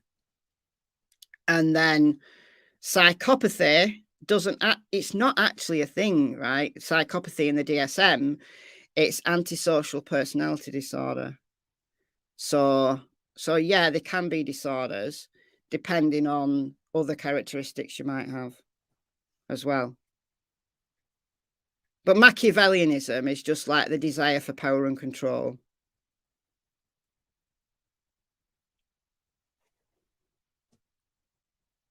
So, yeah, antisocial personality disorder. Yeah, I've talked about Pappa Rodger. I'm not going to go back into Pappa Rodger. So I'm not that interested in him, to be honest. I just thought I'd tag it on because so many people are talking about it that I don't personally believe that's Bryan, but it's up to you. If you believe it, then I might be wrong. Who knows? Have you got any? I'm going to sign off in a minute because I've been on nearly 2 hours, but I've been looking at chat, but I've not been like reading every single comment. So if you've posted a question that you desperately want me to answer, then I'm happy to.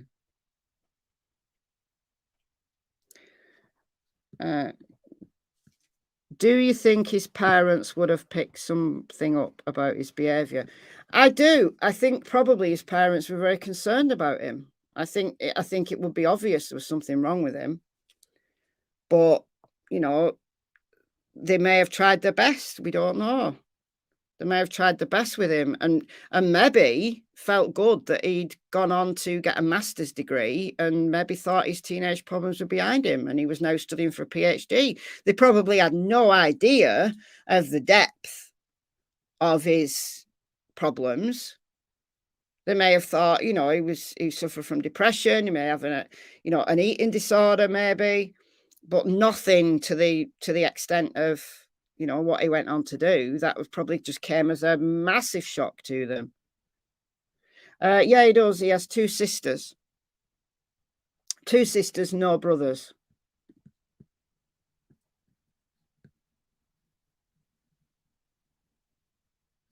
Yeah. Probably concerned and then thought he got over whatever he got over. And he was probably doing well because on paper, he was doing well.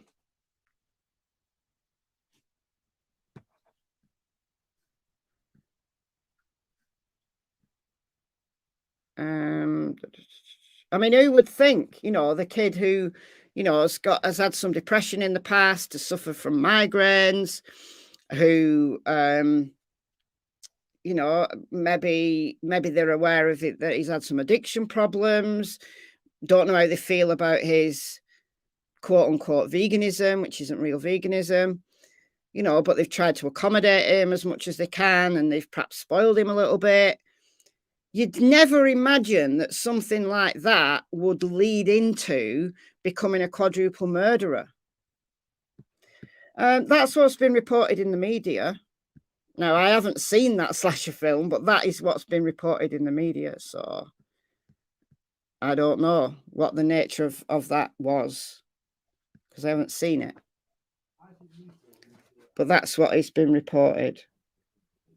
No, he doesn't have a brother. He has 2 sisters, Melissa and Amanda, I think.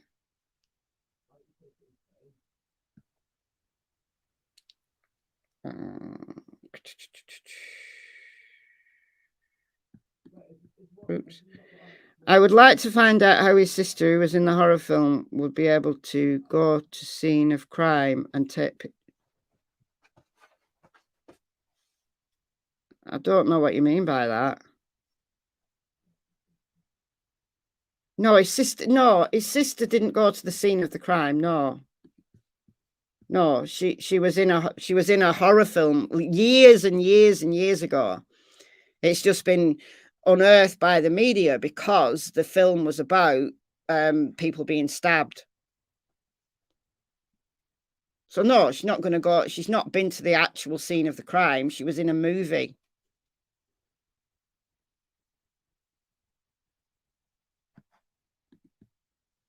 Yeah, it was a horror film, a slasher movie. It was about people being stabbed. That was the horror. So it had some kind of relationship to these crimes. So where was he in the birth order? I don't know, honestly.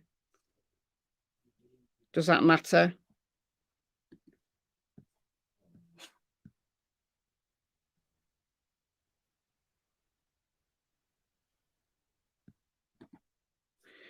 She was with the defense attorney outside the house. Check the photos. Was she? Okay. He's the youngest. All right.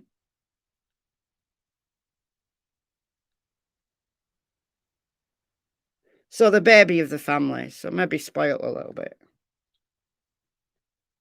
Was she really? I'll go and have a look. But she wasn't there at the crime scene. I mean, she's there long after the bodies have been removed. Let's just say that.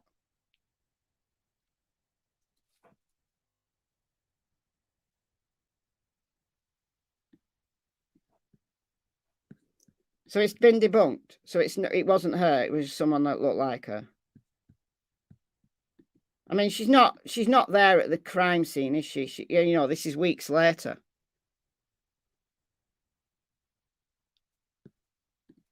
Did see that debunked on duty on. She was not at the house. Okay. Okay. I would have been highly surprised if a family member had have been allowed to go to the crime scene with the defense attorney. I mean, I don't think there's any laws against it or rules against it, but I don't know what usefulness it would have been. But I guess they might have accommodated her if she wanted to go. But if it's not her, if it's just someone who looks like her, then we won't need to worry about that, will we?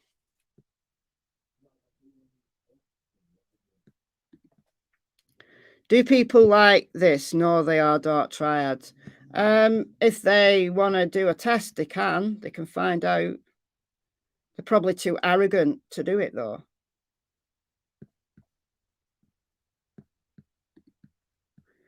Would he have seemed odd to me if he was in my class? Probably not, honestly. If he was just sitting in a class, attending to it, turning his papers in, getting good marks, that would be all I required. As a lecturer, it would only be if I spoke to him personally. I might think, you know, and I got involved with him on a personal level, then I might think there's a problem with that guy. But otherwise, no. Like button. Click the like button. What's the test called? There's various measures for psychopathy, Machiavellianism, and narcissism. Hold on. There's a lot of pop psychology ones as well, but there are official validated measures for all of these things. Dark triad test. This will probably just be a pop psychology one, but let's have a look. I'll show you.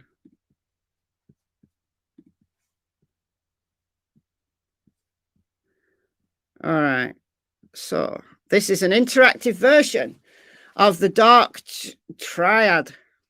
Measures 3 traits of Machiavellianism, narcissism, and psychopathy. The dark triad, blah, blah, blah, blah, blah. The test consists of 27 statements that must be rated and how much you agree with them. So it's 2 minutes. The results are free. Should I do it? So the source is, it's actually published in a psychology journal. So Jones, Dalroy. Oh no, Jones. Yeah. Daniel Jones, Dalroy Paulus. Introducing the short dark triad, a brief measure of dark personality traits. Oh, it's published by Sage. So this is a published study. Published in published in a psychology journal. All right, that's not it. That's not it. I've got rid of it. Oh, I know why. All right, let's start the test. Let's do it. All right. It's not wise to tell your secrets. I'm gonna now measure high on the dark triad, all right? And then people will be like, oh. It's not wise to tell your secrets. It's not wise to tell your secrets. I have to overthink all of these now. I would say, yeah, it's not wise to tell your secrets. People see me as a natural leader. Thank you, Nikki, for the $2. People see me as a natural leader. I don't think so. Do you think I'm a natural leader? I don't think so. I'm going to be neutral on that. I'm not really sure. I like to get revenge on authorities. I'd probably like to, but I'm not going to. So I'm going to slightly disagree with that. I like to use clever manipulation to get my way. Yeah, I kind of do. I like being the center. Oh, I hate being the center of attention. Absolutely agree. I do not like being the center of attention. I avoid dangerous situations. Mainly. Not always, though. Whatever it takes, you must get the important people on your side. No, don't care about the important people. Do not care about important people. Many group activities tend to be dull without me. No, I think that's true. That's not true. I'm sure that group activities get on fine without me. Payback needs to be quick and nasty. Oh, sometimes it does, yeah. Sometimes it does. But not all the time. Not all the time. I'm going to be neutral on that. Avoid direct conflict with others because they may be useful in future. No, I don't care if they're going to be useful in future. I'll burn my bridges. I'll burn my bridges anytime. I know I'm special because everyone keeps telling me so. No one tells me I'm special. People often say I'm out of control. No. It's wise to keep track of information that you can use against me later, people later. Actually, it is actually. It is actually. I like to get acquainted with important people. No, they piss me off. It's true that I can be mean to others. I can be, not always. Occasionally, I'm going to say neutral. You should wait for the right time to get back at people. Yeah, you should. Not all the time, though.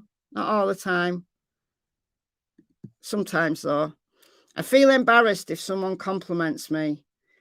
Kind of, but not really. We're going to be neutral on that. People who mess with me always regret it, yeah. There are things that you should hide from other people because they don't need to know, yeah. I've been compared to famous people. No, I don't think so. I have never got in trouble with the law. True, never have. Make sure your plans benefit you, not others, yeah. I am an average person. Yeah, I guess. I enjoy sex with people I already know. Well, I'm not going to admit that, but no. Most people can be manipulated. Yeah, they can. Am I going to do it though? Is the question. And sometimes maybe I would know how to, but what I want to is the question. I insist on getting the respect I deserve. No, I don't care. I don't actually care. I say whatever, anything to get what I want.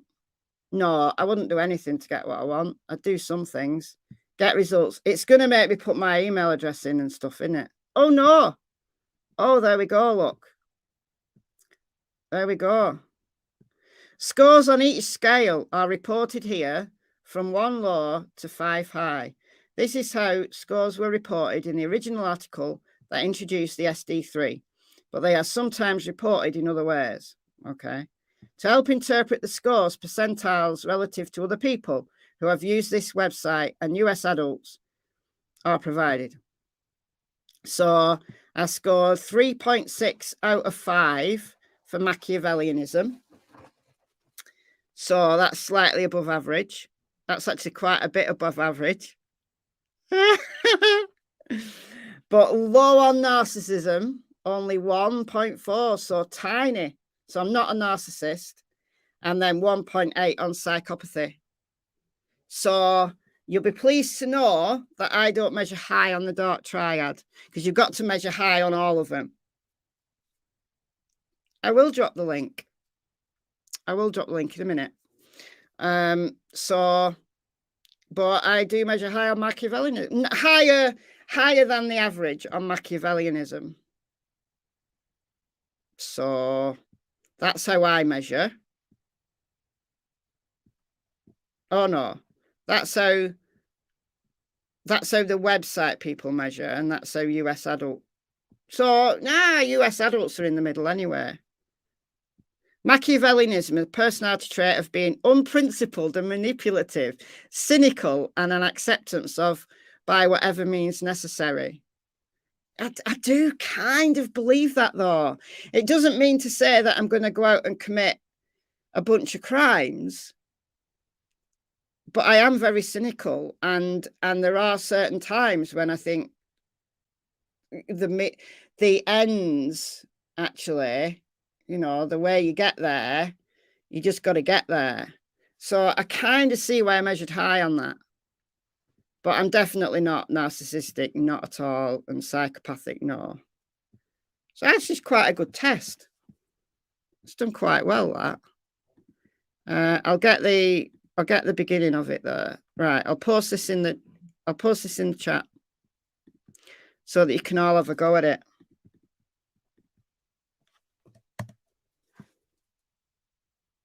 There you go. There you go. That was a little bit of fun, wasn't it?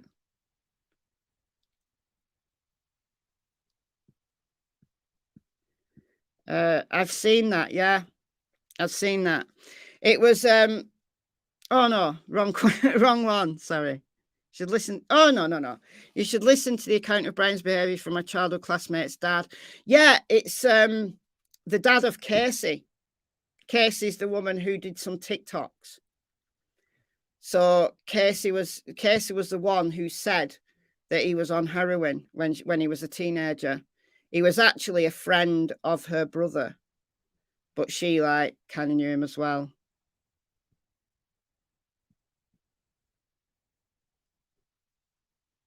What is normal? Well, we don't really know what normal is. I guess normal's average.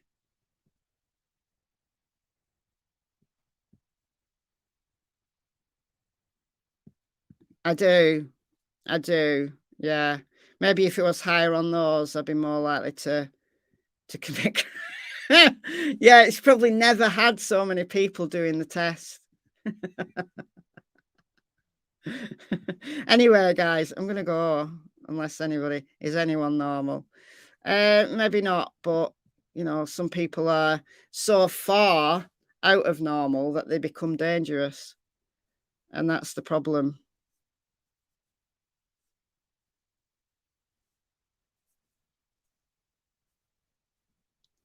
So Amanda Koberger appeared as Laurie in the 2011 flick 2 days back about a group of young students who go hiking in a remote woods and meet a grisly end at the hands of a maniacal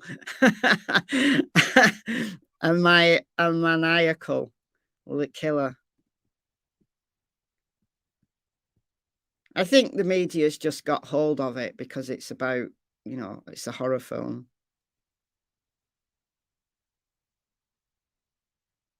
Exactly. Yeah, you don't have to be normal as long as you're not dangerous. Yeah, absolutely. Totally agree.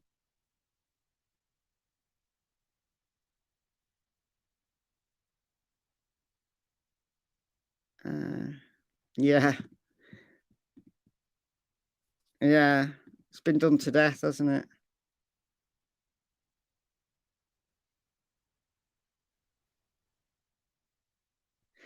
All right, guys, I'm going to go. Potterhouse. See more of me than the wife lately. Yeah, well, I do that. I do a bunch of lives, in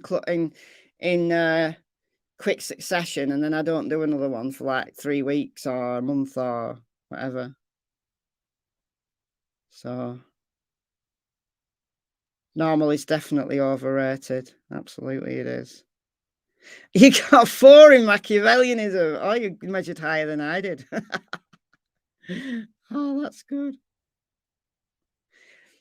Thank you, Skylar W.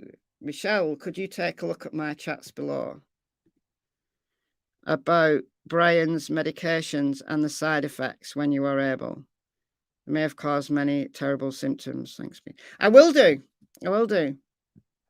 I'm quite sure, because he did complain about the one beginning with T that it said made him crazy.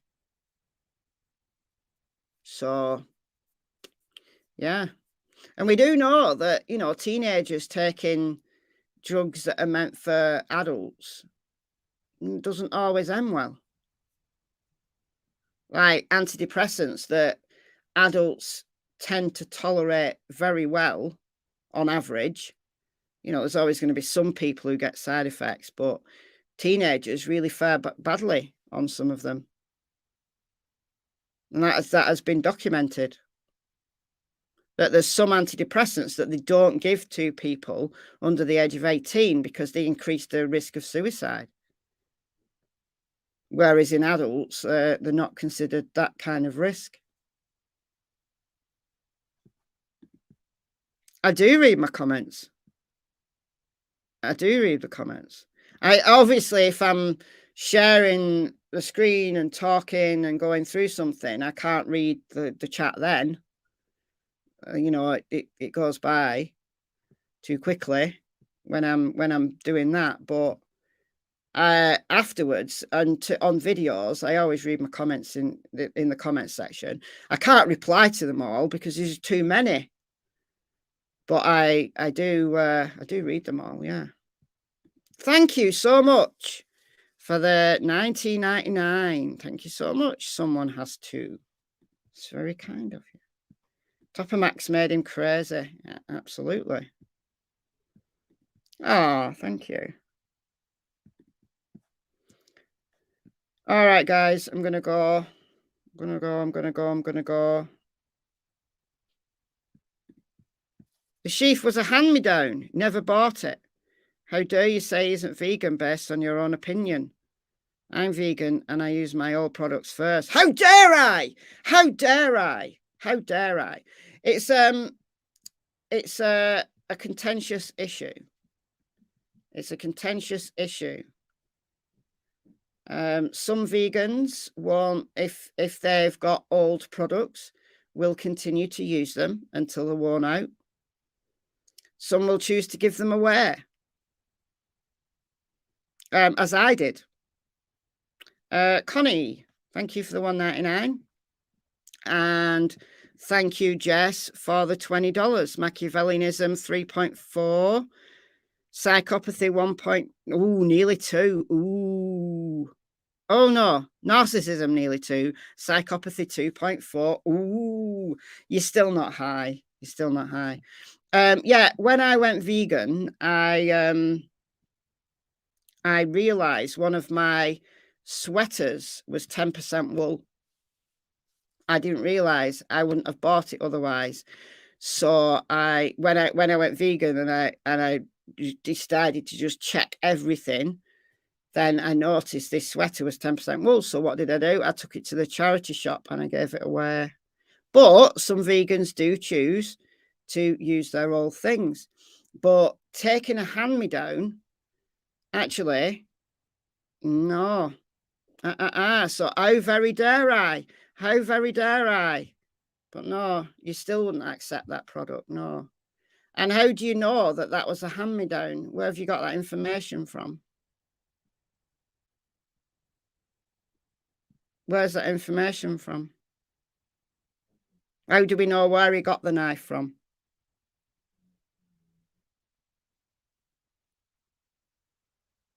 Exactly. Exactly. Exactly. So you wouldn't expect somebody who is vegan to go around killing people in their own home, would you? Self-defense, yes. Self-defense is a completely different matter. But no, he's still not vegan. Even if, right, let's assume innocent till proven guilty in a court of law, assuming that the killer is Bryan, then he is absolutely not vegan. He's got to give his vegan card back, not only because of his leather sheath on his knife, but also because he committed a quadruple murder. Oh, before I go, something serious. I've got very silly, but something serious I meant to ask. Right. is it true? I can't find the answer to this online. Is it true that when charges are read out in court, they're read out in chronological order? So let's say, for example, in Brian's case, and I'm going to play you the judge at the hearing when she read out the charges. I just want you to listen to this. I want you to listen to this, because is it true that the charges are read out in chronological order? So I've got a yes and a no at the moment. I've got a yes, true. Right, I'm just going to play you the hearing. Hold on, I'll have to find it. Brian Coburger. Brian Coburger hearing. I only watched it again last night. I can't find it. Hold on, Brian Coburger hearing.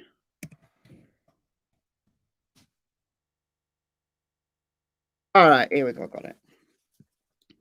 All right, I'm only going to play the charges, that's all. That's all I'm going to play. Because I want you to listen to the order in which they're said. Because I didn't catch this at the time. And then I've seen some people talking about it. So maybe at a trial, not at a hearing. Okay, so I just want to play this.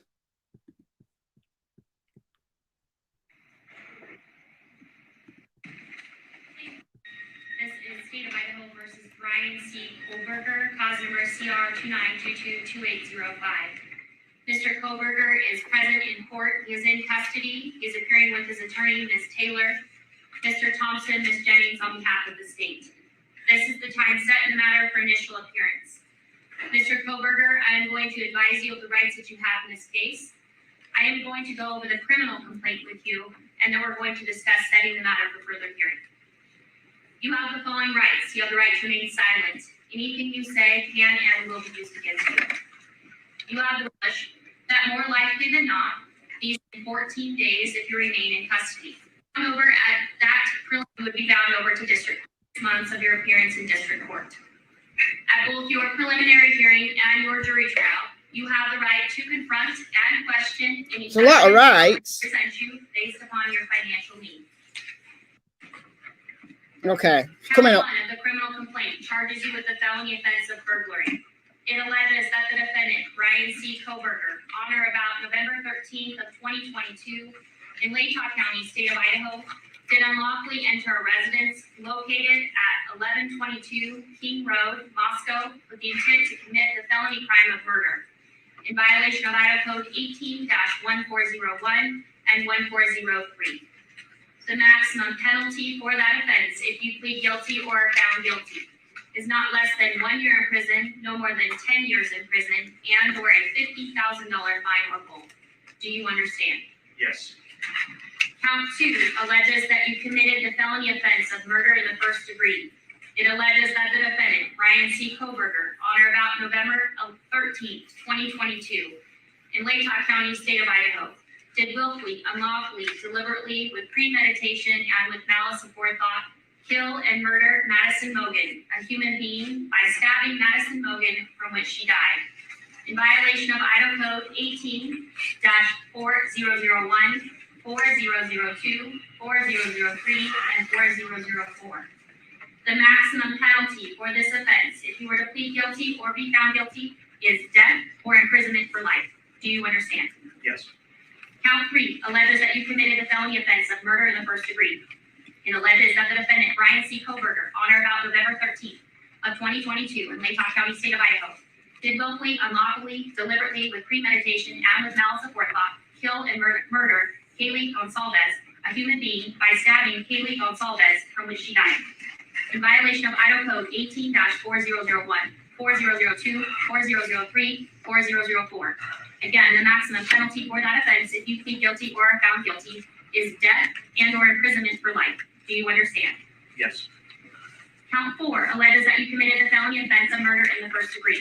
It alleges that the defendant, Brian C. Kohlberger, on or about November 13th of 2022 in Latah County, Idaho, did willfully, unlawfully, deliberately, with premeditation, and with malice aforethought, kill and murder Xana Kernodle, a human being, by stabbing Xana Kernodle, from which she died, in violation of Idaho Code 18-4001, 4002, 4003, and 4004.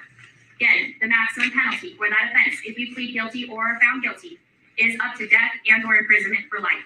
Do you understand? Yes. Count 5 alleges that you committed the felony offense of murder in the first degree.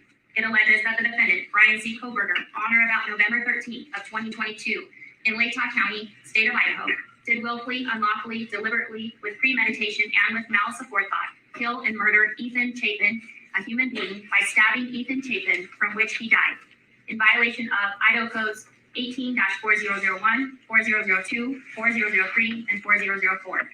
And again, the maximum penalty for this offense, if you plead guilty or are found guilty, is up to death and imprisonment for life. Do you understand? Yes. And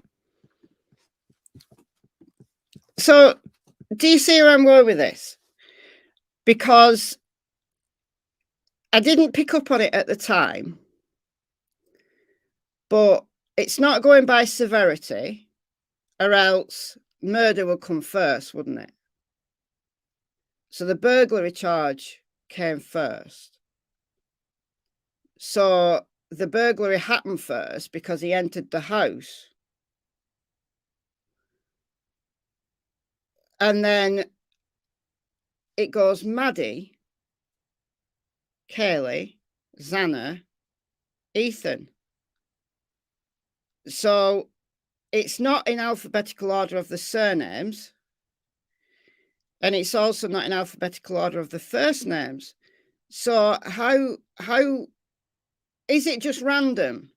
Or is that the order in which the crimes occurred? It's not alphabetical order. It's not even reverse alphabetical order either, on either first or second names. So it could be the theorized order, although I think they might know the order based on the transfer of blood, because it was the same weapon.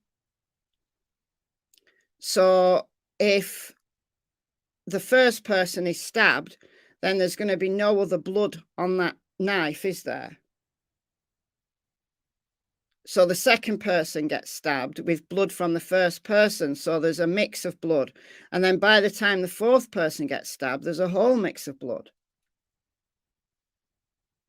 Even if, you know, there was 2 killed on the 3rd floor and 2 killed on the 2nd floor, there's going to be no transfer of blood between the 3rd floor and the 2nd floor victims, is there? So if there's 3rd floor blood on the 2nd floor victims, it means they were killed afterwards, doesn't it? So they're going to know the order. They're going to know the order. So there's been a few people talking about this, and I didn't know the answer. And I just wonder whether that is how they were read, how the charges were read, in the order that they believe the crimes happened in. That he broke in, he went upstairs, killed Maddie, then Kaylee, came back downstairs, killed Xana, and then finally Ethan. I don't know. I don't know, you guys.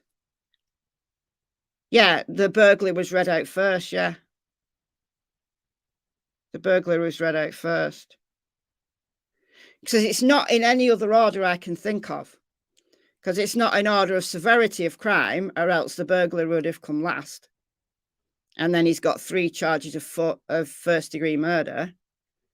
So the burglary happened first because he broke in, or he entered. He entered with the intent of committing murder, so that comes first. And then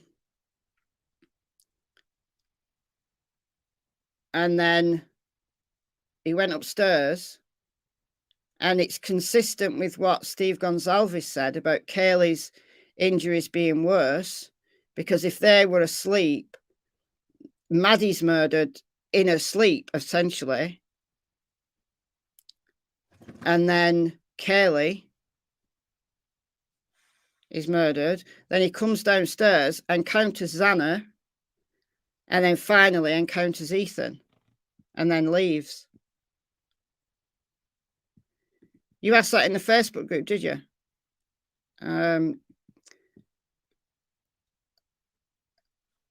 I don't know what the answer is. Yeah, I'm talking about, yeah, the order it was mentioned in the PCA was the order in which the detective who was writing that report, so his name was Brett Payne, the order in which he encountered the victims. So he was taken, he went into the crime scene, and somebody who'd been there, one of the first responders who'd already been there, took him into Xana's room, and he saw Xana first. That's the order in which he saw them. I'm talking about the order in which they were murdered, not the order in which they were written in the PCA. The PCA is written in a chronological order. So the officer went to the property, saw Xana, then saw Ethan, then went upstairs and saw Kaylee and Maddie.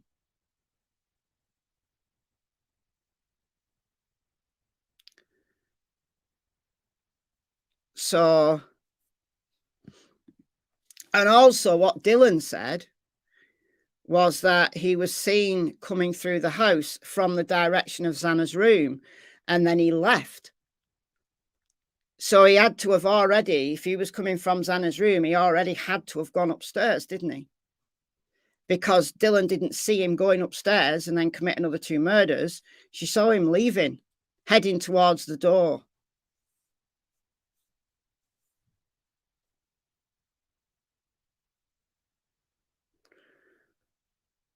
So no, it's not the order in the PCA, because the order in the PCA was the order in which the victims were seen, like you know, personally by Brett Payne.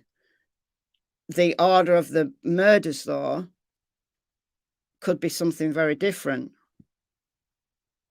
So I'm just curious, just wondering whether they do, when you've got like more than one count of a particular crime, whether they do it in the order in which the crimes were committed.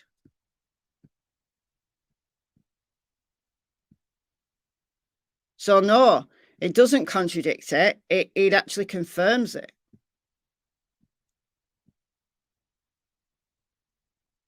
No, it's not about time of death.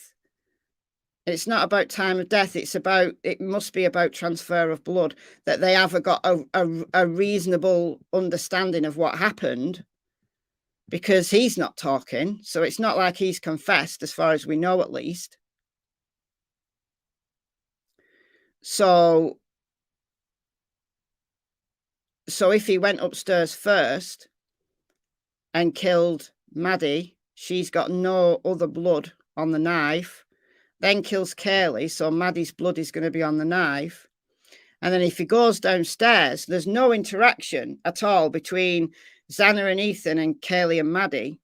So you might argue, well, Kaylee and Maddie might have a transfer of blood because they were led next to each other. So fair enough, you might argue that, but you definitely, if there's Kaylee and Maddie's blood on Xana and Ethan, then they were absolutely killed first, weren't they? And vice versa.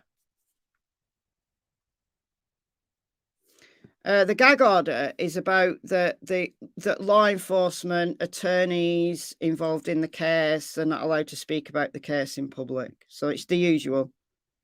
I mean, that's usual.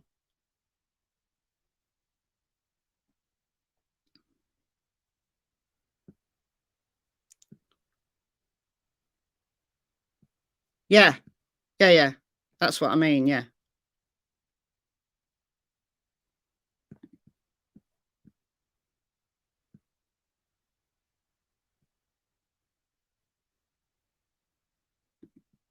Well, yeah, he's used his right to silence, but he could also choose to confess as well.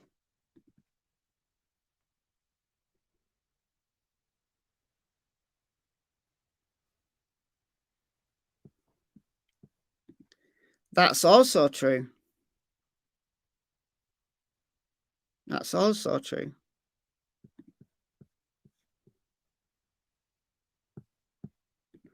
What will happen on Thursday? It's just a status hearing. So as far as I understand it, it's just a case of the attorneys getting together and discussing the initial aspects of the case, because it was the defense lawyer that requested it because she was brand new to the case. So it was her that requested it. He's not made a plea. He's not made a plea yet. All we've heard, he's not made a formal plea in court yet. All we've heard is via his he's a public defender when he was in Pennsylvania. So he's not pled yet. But when will he put in his plea? It's at the preliminary hearing. But he can change, obviously can change his plea at any time, but it'll be his preliminary hearing, whenever that's going to be, that he'll have to put in a plea. He'll be asked what he pleads.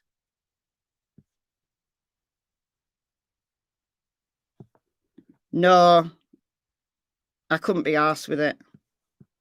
Couldn't be bothered.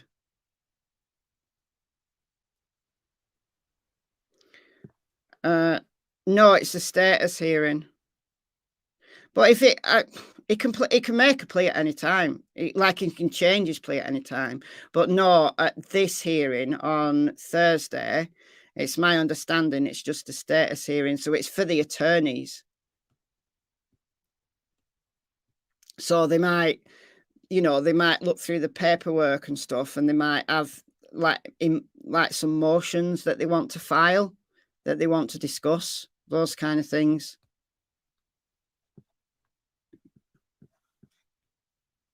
And then they'll set the date for the next hearing.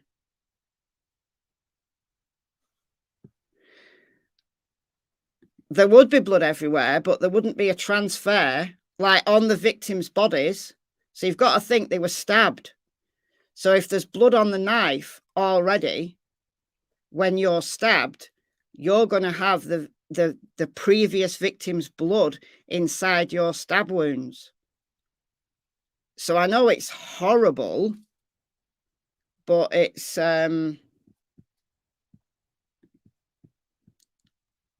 it's what they'll look for. Yeah, and they'll discuss his bail. Yeah, they'll discuss his bail at the same time.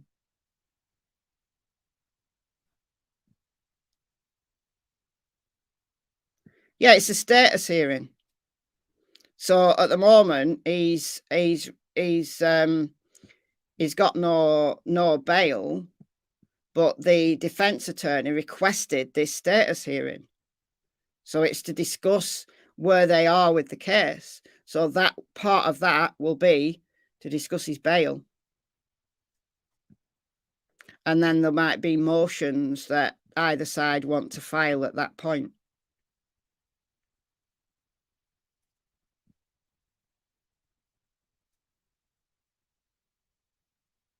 So, yeah, he won't get bail. He won't get bail. He absolutely will not get bail. I'll probably faint. I'll probably faint if he gets bail. I really can't see. I can't see how he would get bail and be safe. You know what I mean? He'd get lynched. He'd have to go into hiding. He'd have to go into protective custody. But it's not going to happen because he's not going to get bail. He's really not going to get bail.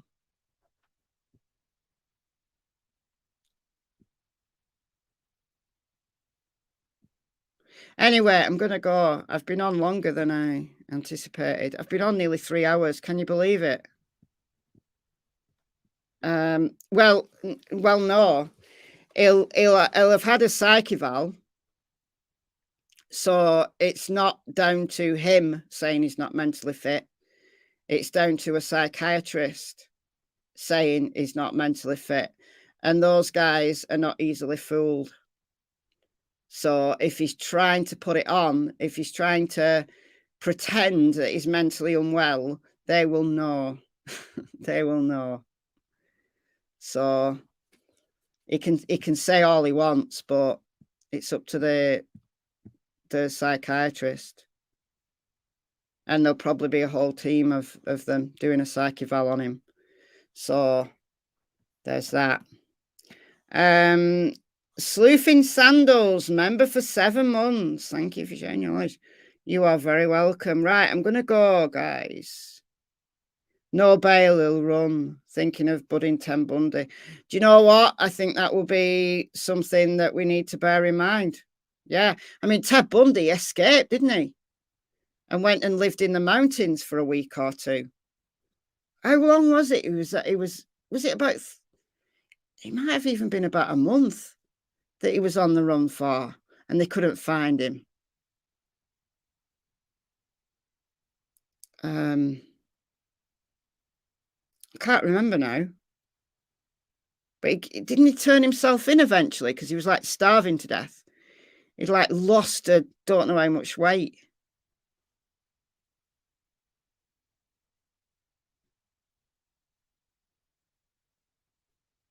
He escaped twice. That's right. That's right. He did. Yeah, he did. He jumped out of a window at the courthouse. Yeah, and it was like, are you looking after him? I thought you were looking after him. No, I was on my break. You were looking after him. Yeah, and he just slipped by and disappeared. Disappeared out of a window. So I like to think that courthouses are more secure than they used to be. I like to think that. I like to think that. But he did. He escaped twice. There was once, I don't know whether it was the first time or the second time, he went to live in the mountains. He like ran into the mountains. And he came back like really thin. Don't think he'll be escaping. No.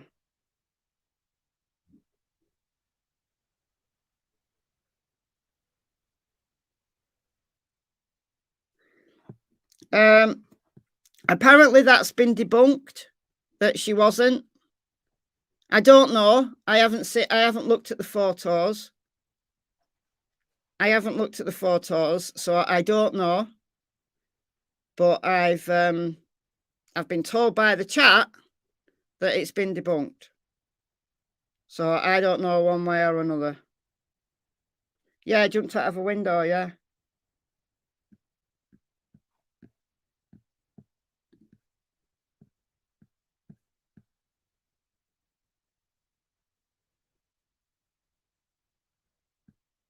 I think they do.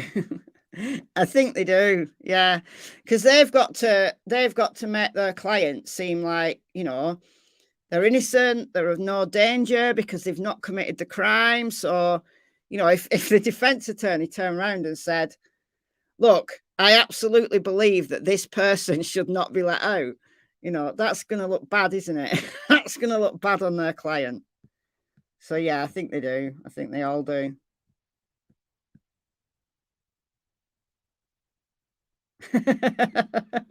Defense attorneys are going to defense attorney. Absolutely, it's their job. That's their job, isn't it? That is their job.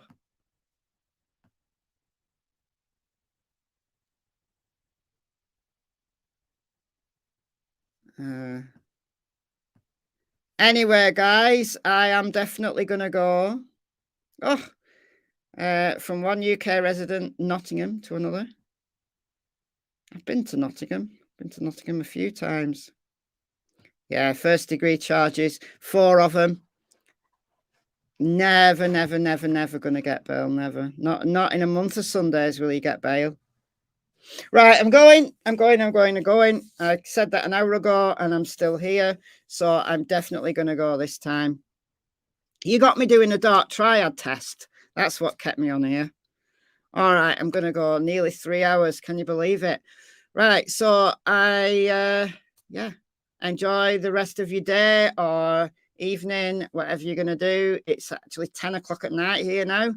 So there you go. So thank you so much for being respectful in chat. I really enjoy, the chat's great. Never any bad words or anything. You're generally good. How very dare me, though, for saying that he's not vegan.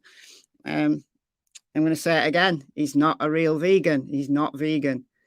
Thank you so much to the moderators. And thank you, as always, for the super chats, super stickers. Welcome to the new members. And I'll see you all very soon. Bye, guys.